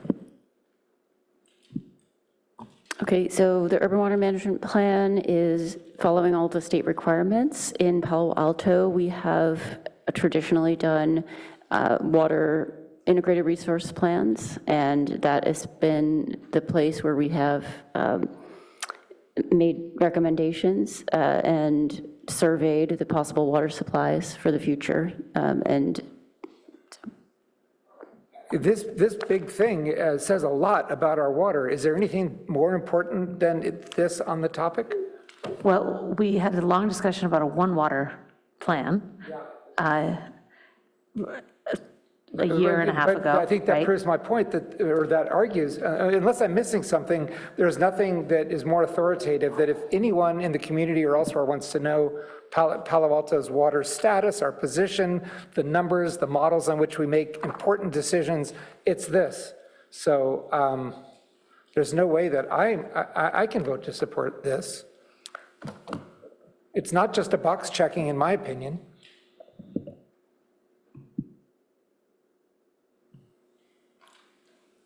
Are there any other, yes, so are there any other comments on the substitute motion? Sure, I can just identify what some of the changes are. I think they're on the screen now. Yeah, they're on the screen now. These are you've already made the motion, so I'm only looking for comments on them.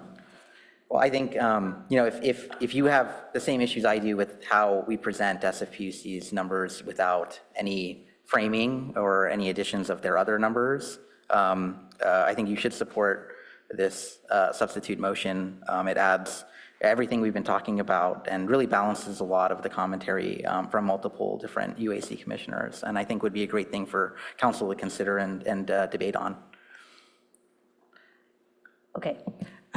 Any other comments on the proposed substitute motion? Hearing none, could we call the roll on the substitute motion, please? Vice Chair Phillips? No. Commissioner Gupta?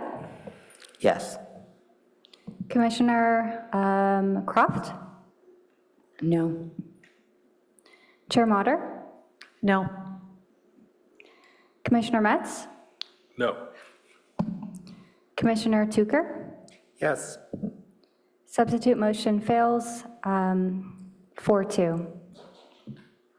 Okay, so now there's still a standing motion. We can reopen that standing motion for discussion. It has been both proposed and seconded. We could reopen that for discussion. Is there any additional discussion on the motion currently on the floor? So for those who support it coming in as a letter that's attached, how do we add that to this motion as a? I don't think that that's part of the current motion, but we can absolutely have a discussion about that after we have voted on this motion. Are we allowed to? If it I'm closes sorry, the agenda? now I don't know. So, Kylie, Sure. So then, Chair, I mean, ultimately, you could amend the motion, and so you could, again, go through a substitute motion, I'm sorry, not a substitute, a friendly amendment or the like. If you were to consider something like amending the motion to submit this alternative version or letter as a draft, I think it's also important to articulate what you intend to say with the submittal of that. Is this what's recommended? Is this forwarding for information? So being clear to the council when you say, yes, attach this, what do you intend to tell council when you say attach this? just out of curiosity, is there, I mean, this will also be opened up for public comment at council, and so any individual in the broader Palo Alto community could submit similar proposed edits at that time. Is that correct?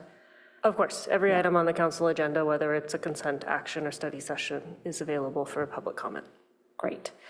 So we could either do it as a full commission, or we could do it as individuals.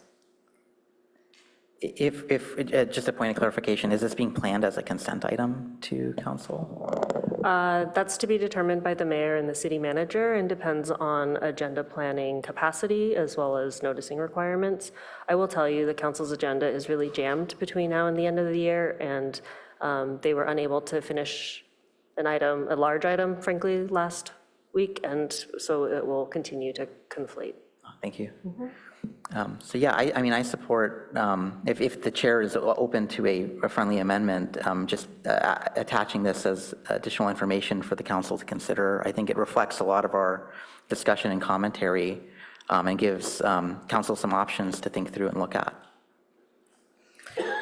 I know that there are disagreements on council, on the commission, and I believe that the UAC letter, is there a vote count attached to a UAC letter, or does it have to be anonymous? It can be. There can be a vote? Sure. Okay. So I am fine with a friendly amendment to this, to include additional analysis. I don't fully, maybe we should do a substitute motion, just so that. Chair Motter, the other thing that you could do is, if you were to accept this as an amendment to it, you could then choose to take you could separate the motion and take each component separately as a vote. Because attaching the letter is not, it's not tied to this first portion of the motion, which is to recommend council adopt it. So it is severable in terms of taking a vote. Okay, can I just fully sever it, and then can we take the vote on the letter after we take the vote on the motion? Or is that not okay? No, okay, great. Then I think we should take the vote on let's be official about this. We have a friendly amendment. I am fine treating this as a friendly amendment, although I think that we should probably take each one individually, unfortunately, because we have disagreement with parts of this, and I don't think that we can all vote on that without doing so. Each paragraph has, there are 7 of them. Apologies, Chair. You could take it as a bundle. You would take oh, I see.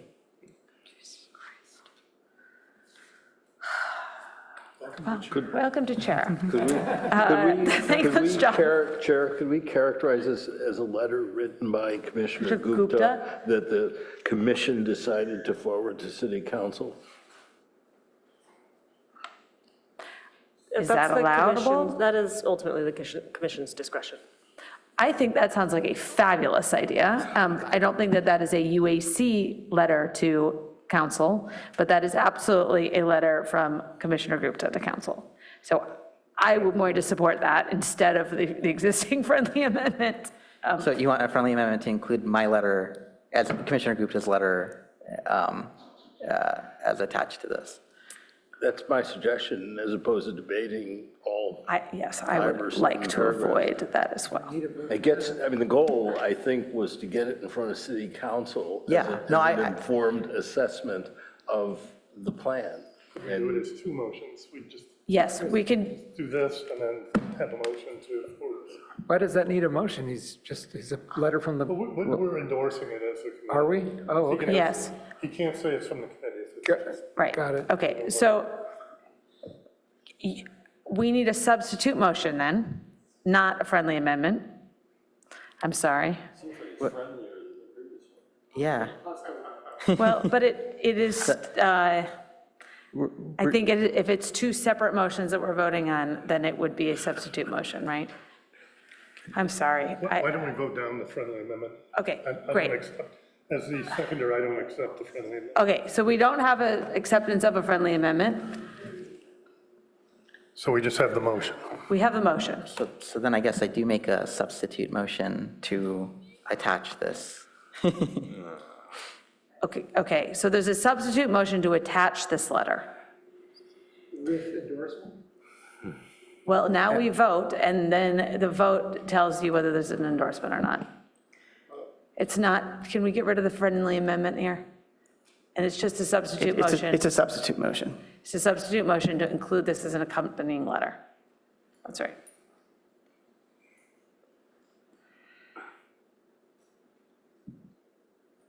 It's the same as the motion. It's the same as, yes. It's a motion plus. So the substitute motion still needs a second. It needs a second. Correct. I'll second. Okay. So we have a second. Is there any debate on the substitute motion? I can just bring up, I think It's not by that- Vice Chair Phillips, it's Metz. Commissioner Metz. I believe that this letter is difficult to navigate, as is. As a commissioner whose commissioner job is to go back and forth between the two documents, between Table 1 and Table 2, I just think that it's hard to follow, especially, I mean, I think it'll be hard to follow for the council.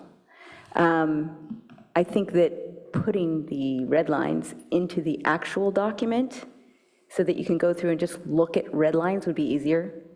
And I'm not sure if that's possible in this meeting because we don't have that document in front of us, but I'm just saying I believe this is going to be very hard to digest by the council, not sure how they would be able to act on it in its current form without, it's just hard to follow, right?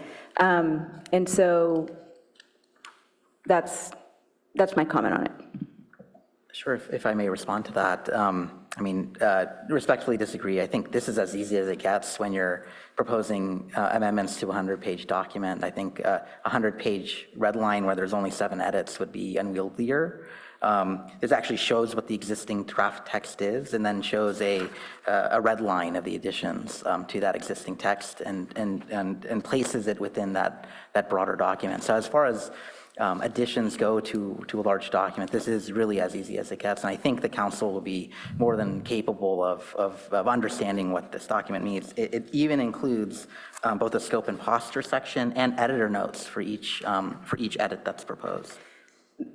Yeah, those are also, I mean, I'm not a lawyer, so I read a lot of legal documents, but I don't read them in this format. It definitely would need to have a personal representation from whoever we decide this would be coming from if we decided going there to walk through each of the amendments. And I'm happy to volunteer to do that, if that helps, yeah. But it would not be coming from the whole commission. I just want to make that very clear. It, I think, would need to be someone representing the commission would need to act in a neutral manner while doing that, if we have somebody that does not support that, right? So probably best not to be the person that is actively proposing that amendment, if we choose to do so. Are there any other points of discussion on the substitute motion? We've heard concerns about clarity. Are there any other concerns, or can we vote on the substitute motion? Sorry, how does that work? So the motion is going to be voted on next, so there would be the motion plus the substitute motion? I think we vote on the substitute motion, and then that either is up or down, and then we go back to the motion. If the substitute motion is up, what does that mean? Does that mean the plan goes to council with the attachment, and that's all? Yes.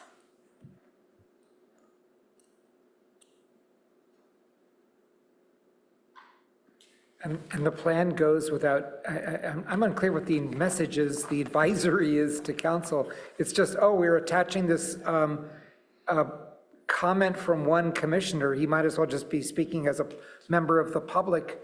That may be a more effective route. I endorse the letter and the edit, but if we're saying no to it as a commission, I don't get the point.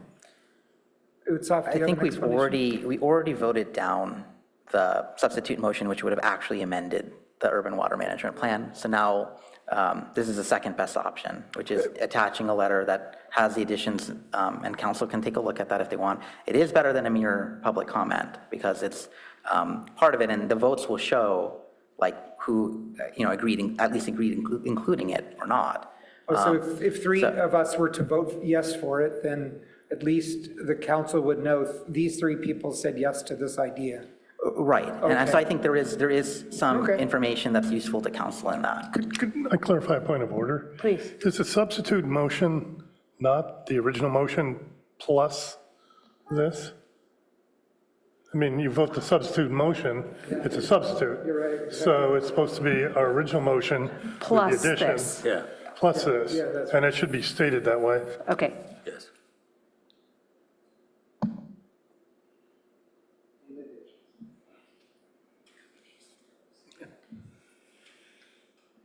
Are there any other points of discussion on the substitute motion, or shall we call the roll?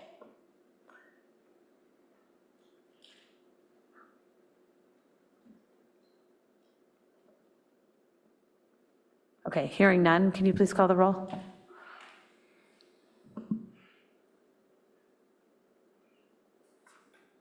Sorry, can we? We're just trying to get to make sure that the substitute motion is written. Let's make sure the motion is what we want it to be, but also, I'm just, I don't have a problem with Commissioner Gupta's opinion being in front of the council, but like I said before, I don't agree with all these things in all the changes. Some of them I do. So I feel I'm going to have to vote no because it appears as if I'm approving it by sending it. I think if you vote no, we can then have a motion just to. The motion stands. The original motion. The original motion still stands. Could revert. What's the original motion? This minus the letter. To submit the plan. Staff motion. Yeah.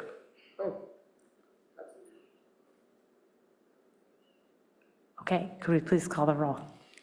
Commissioner Metz? Yes. Commissioner Gupta? Yes. Commissioner Tucker? Yes. Commissioner Croft? No. Chair Mater? Abstain. That's that. Well, this is pressure. Yes. Commissioner Phillips? Yes. Motion passes 5 with 1 abstain. No. It was 4-1-1. 4-1-1. Thank you for the correction. No problem. Okay. I think because that passed, the original motion is invalidated, correct? Correct. Okay. We are now done with this. And I am going to advise that we do revisit this in the UAC work plan as a mechanism to have a forum for deeper discussion around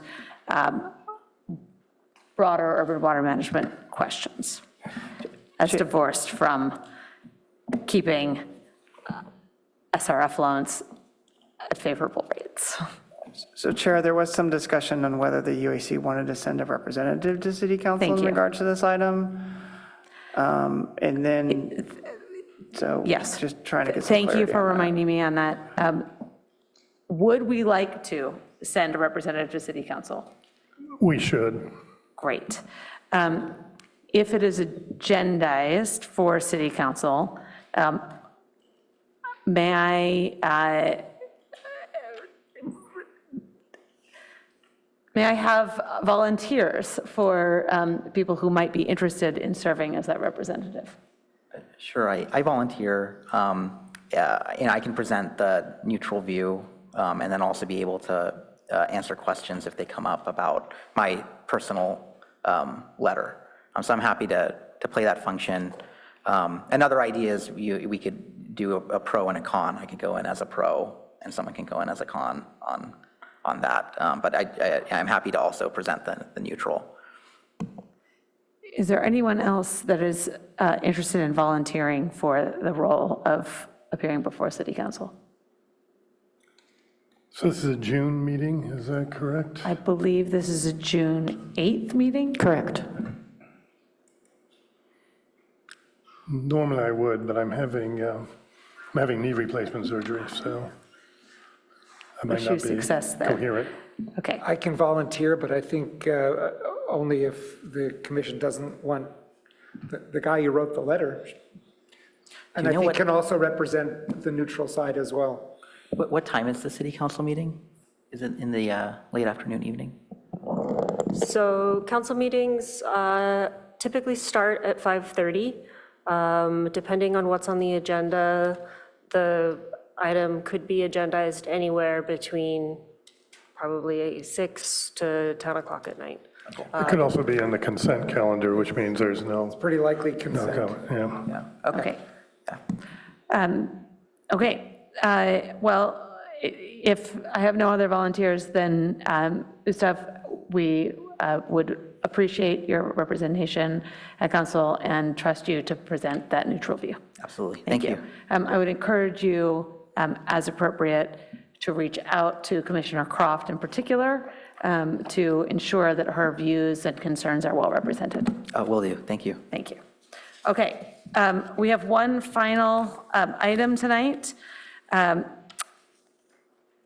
number 5, which is the 2026 Annual Water Shortage Assessment Report.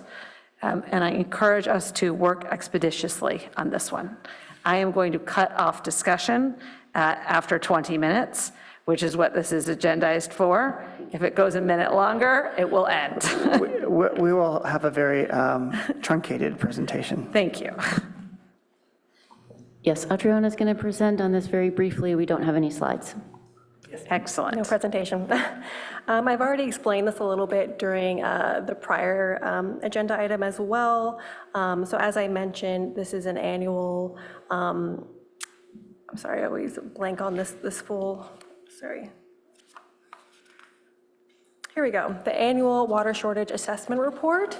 And the point of this report is to communicate to the UAC whether or not there's an anticipated water shortage for the coming fiscal year.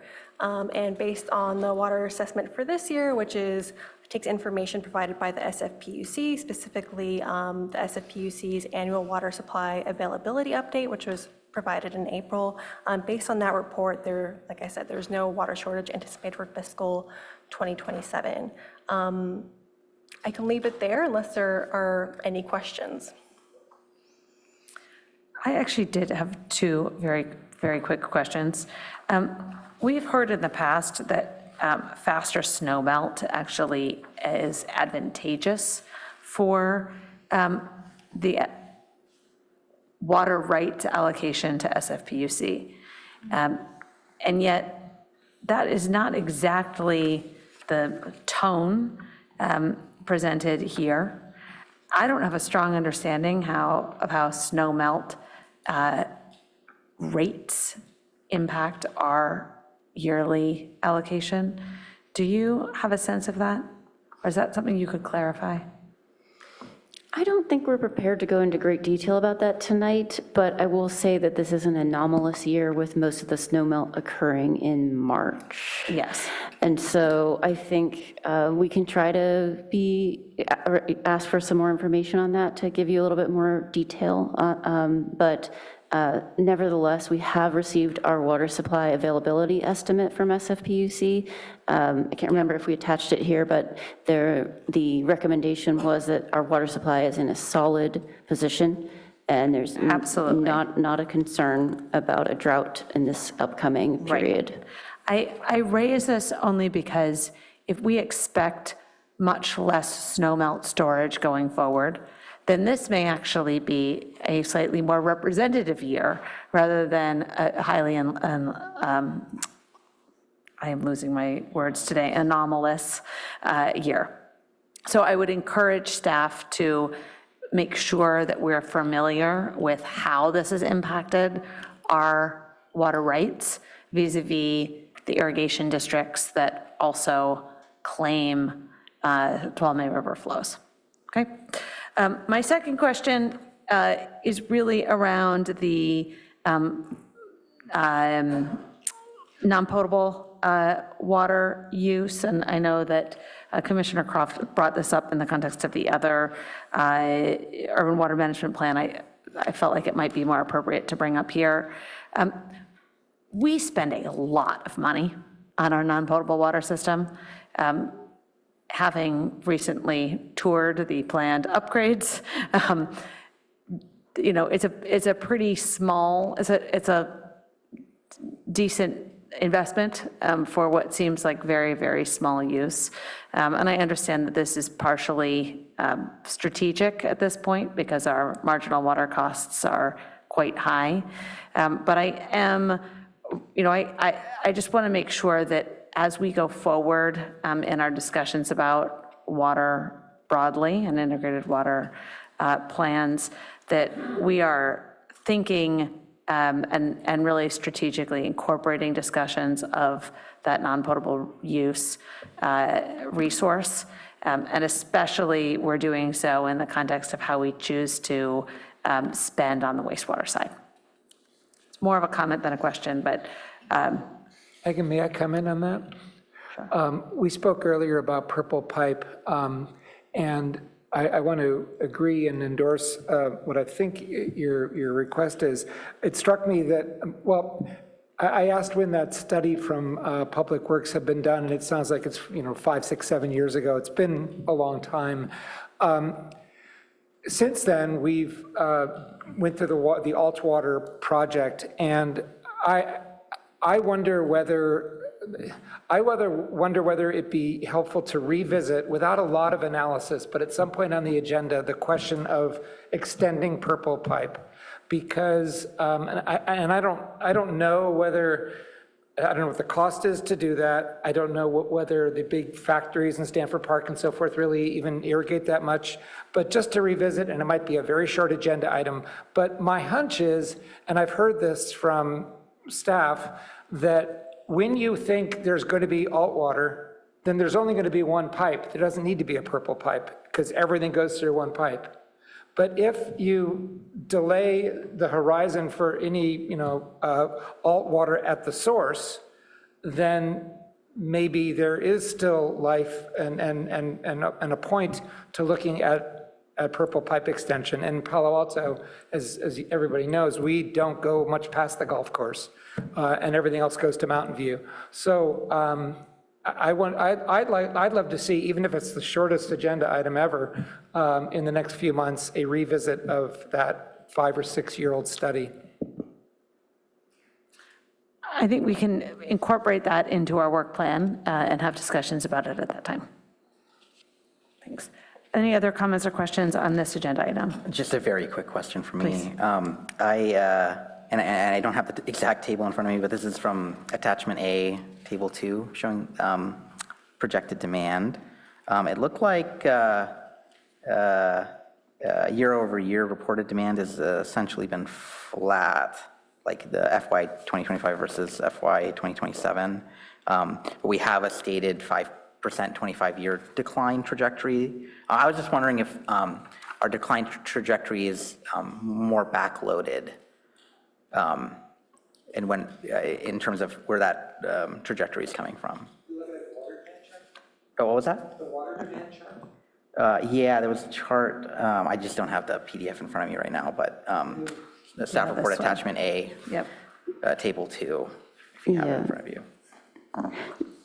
So in this water shortage report, in this item, we are following a procedure set out in our previous urban water management plan. So it's sort of a requirement that we have a procedure and that we follow the procedure to come up with this report. And that procedure refers us back to the demand forecast model from the prior urban water management plan, okay? And so what we're trying to do, I think Adriana was trying to explain that in this urban water management plan description of how we're coming up with this water shortage report, we're trying to improve that description so it's not quite so prescriptive and we can do as accurate and up-to-date, provide as up-to-date information as you're looking for in terms of those demand projections.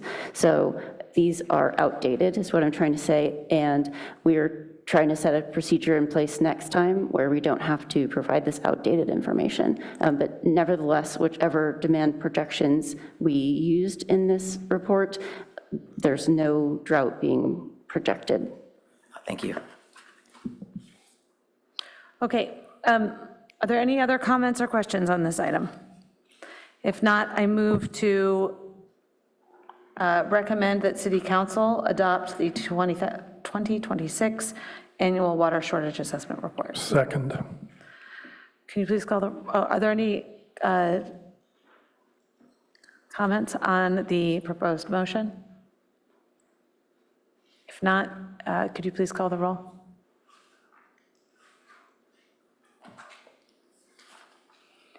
Chair Mater? Yes. Commissioner Croft? Yes. Commissioner Tucker?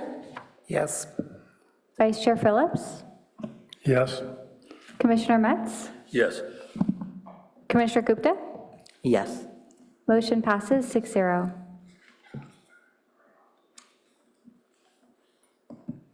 Okay, that takes us to future topics for upcoming meetings.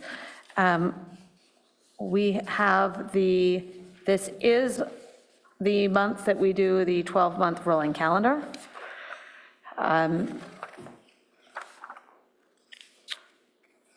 Does anyone have any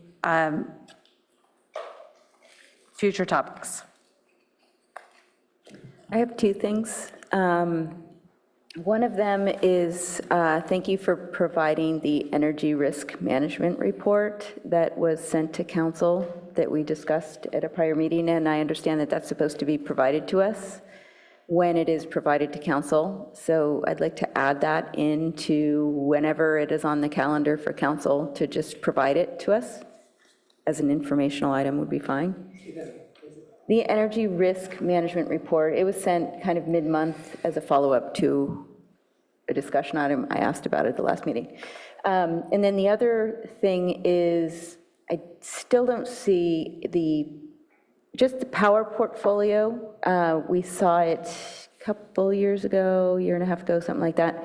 The power portfolio strategy and PPA updates is kind of something, I know you guys are going to bring us some PPAs that you're considering, but is there like a strategy? Yes, that will be we'll include that. As you may recall, when we talked about the trolley battery storage project, we provided an update there.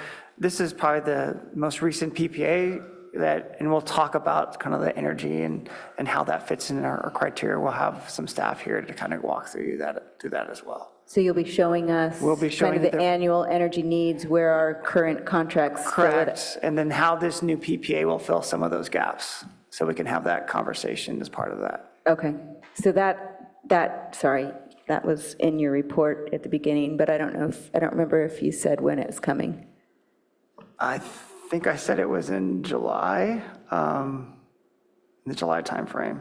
Okay, if you could just I'll double check. make I'll sure it double goes check. on the calendar, that would be fantastic. Yeah, we're working with a few other agencies on that as well, so the timing is a little bit cattywampus, so appreciate that.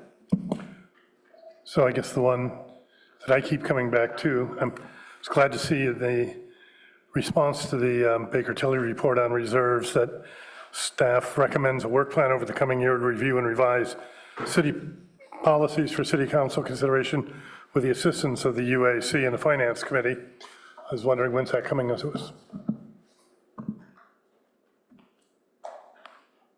That will be incorporated as a recommendation to your work plan, and we'll prioritize that. We are going to have to work with Baker Tilly on scheduling that and bringing that forward to you.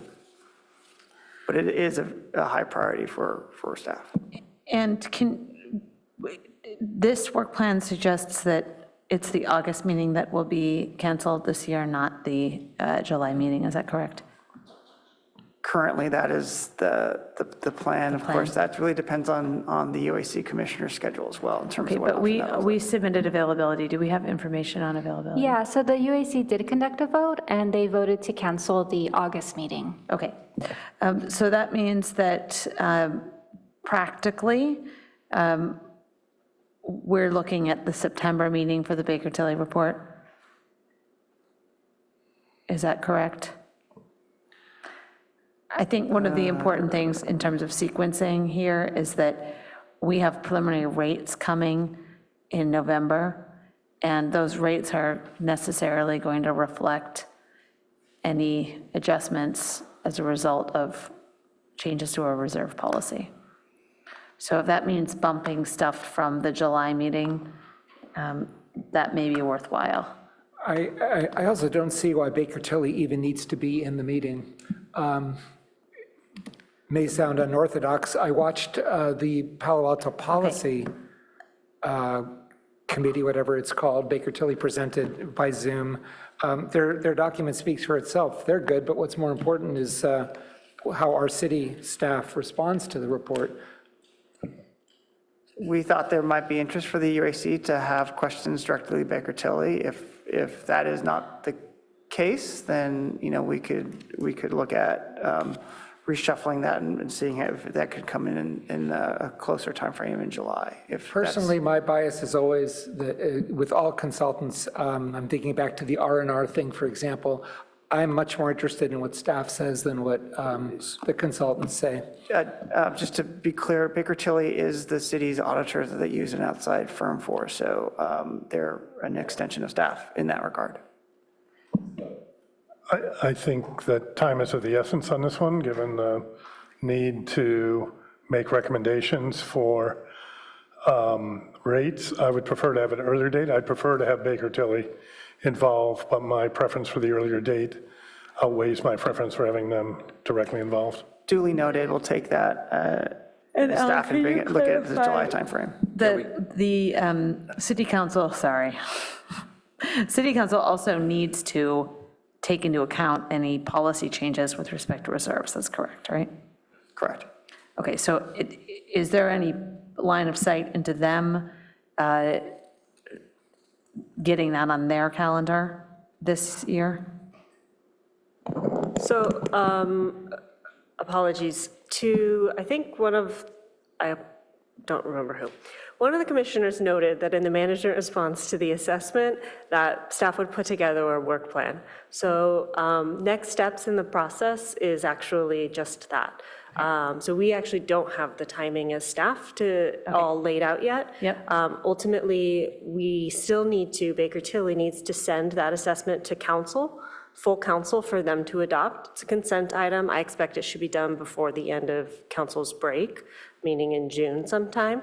But that is the next actual logistical step that happens. simultaneous to that, we don't operate in a linear fashion. Staff is well aware that we need to put together a work plan. Hearing the feedback from the commission on whether or not you want Baker Tilly as part of an initial kind of run-through of the assessment versus staff coming back with recommendations of our analysis of the assessment and policy recommendations prospectively is helpful for us, because it's either a multi-step process or we as staff are going to need a little bit of time to come up with those recommendations for the policy for you as a commission to then think through. Opine on. Okay. Yep.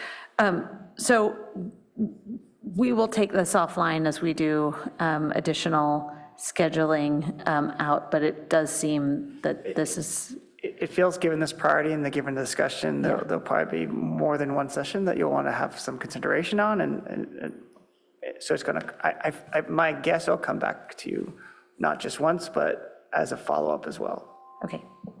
Are there any other items for future topics for upcoming meetings? Okay.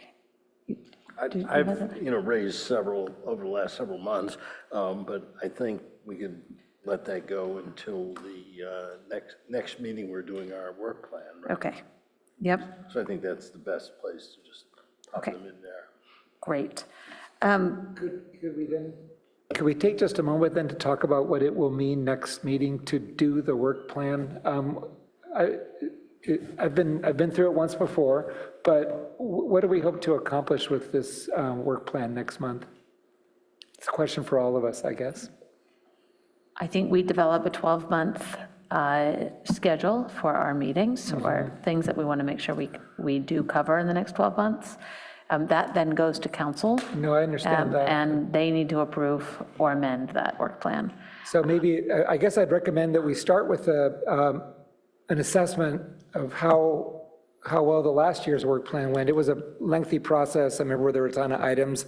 Well, and it was just approved last month? Yeah, exactly. Then I will take, if this is commissioner comment, this is the end of the meeting, right? No, we are not there yet. Oh, excuse me. Are we done with any future topics for upcoming meetings? Okay, now we can move on to commissioner comments and reports from meetings and events. Commissioner Tucker? I'll just, where I was about to go a moment ago. I was critical of the budgets before, but there are some good things in them. It's a bit of an annual report in a sense. It is, I don't know a better document if I want, as a community member or a new commissioner, want to know what's going on at the CPAU than this document. The good aspect is that it talks about achievements in a pretty thorough way. They were good achievements, each utility. It talks about initiatives, which presumably means these are our biggest items right now this year. And it has a goal 1, goal 2. So all that I applaud.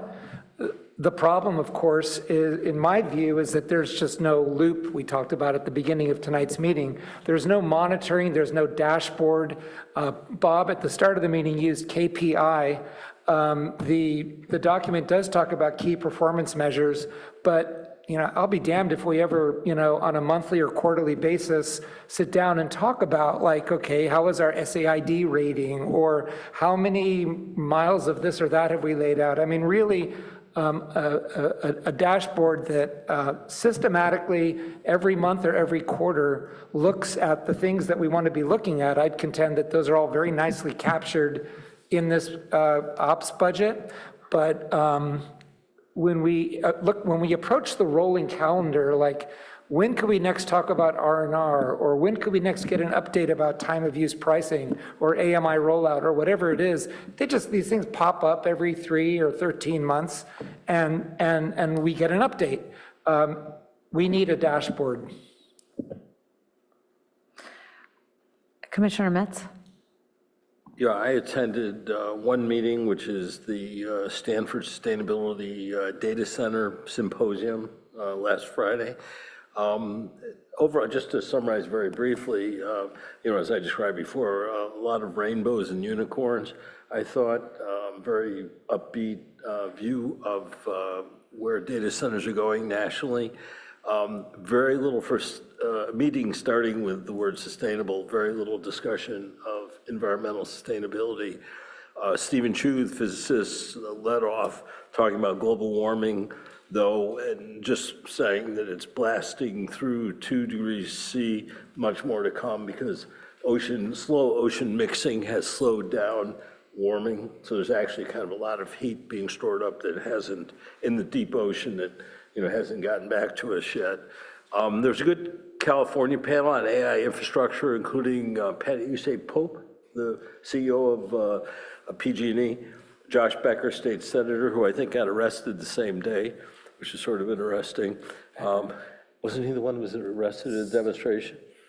Yeah, anyway, they viewed data centers as a beneficial load, reducing cost.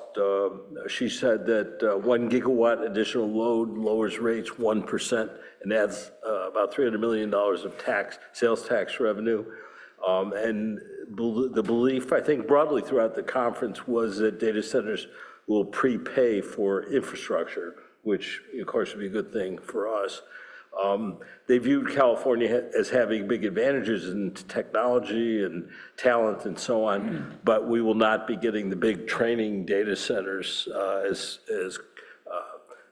we've talked about here. But the growth is spectacular. People are talking about 9 to 17% electricity growth due to AI. And the hope is it will help maximize use of existing infrastructure, but I think we all know there have been discussions about transmission shortages throughout the country, so there's sort of conflicting data.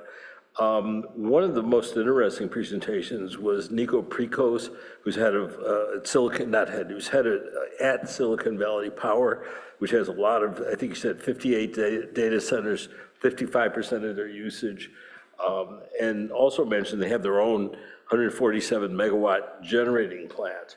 So for a small muni like us, I think the experience from Silicon Valley Power obviously seems really valuable.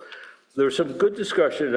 Actually, a friend of mine, Graham Richard, used to be the mayor of Fort Wayne, Indiana, talked about a Google data center called the codename Zodiac.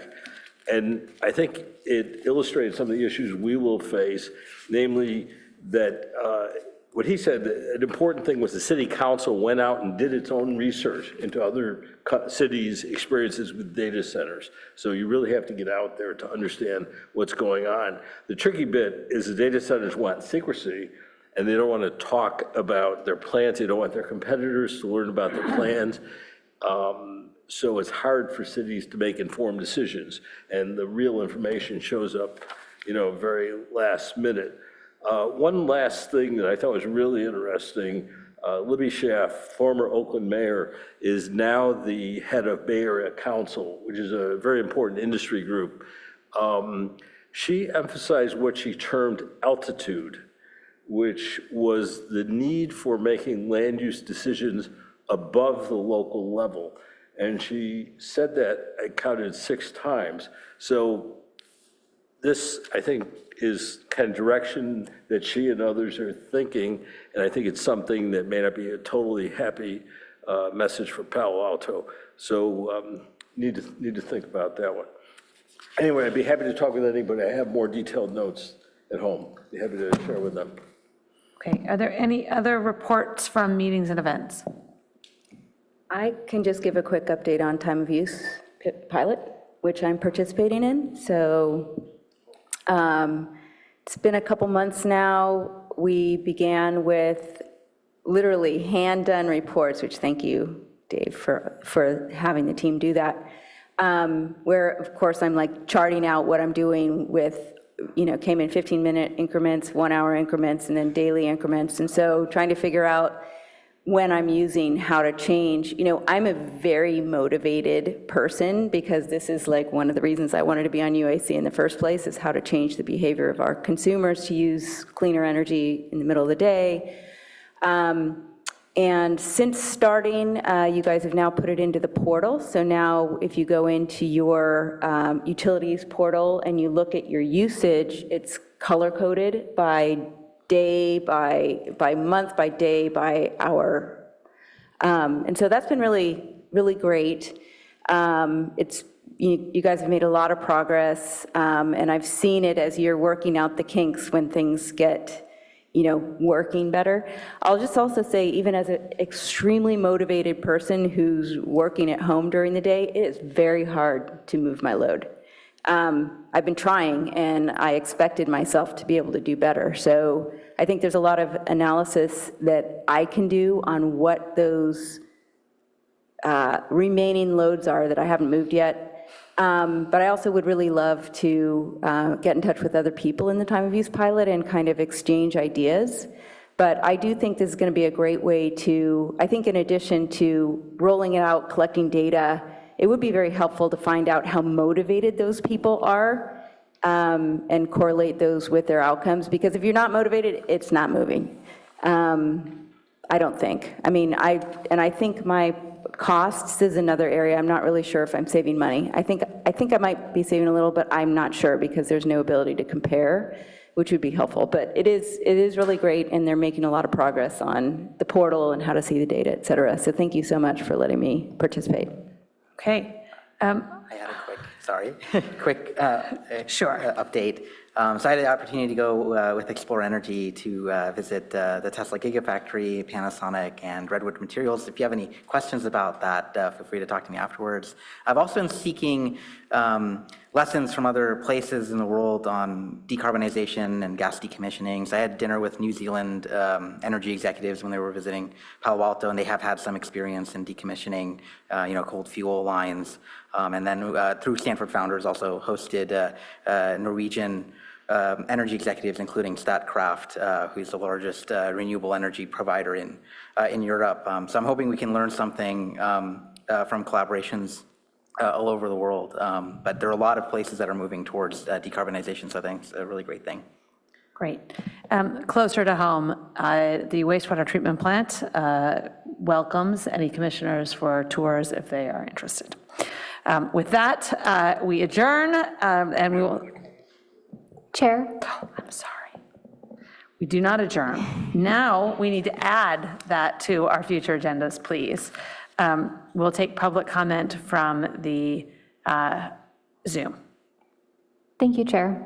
If any member of the public would like to speak remotely on an item not on the agenda, please raise your hand or press *9 now.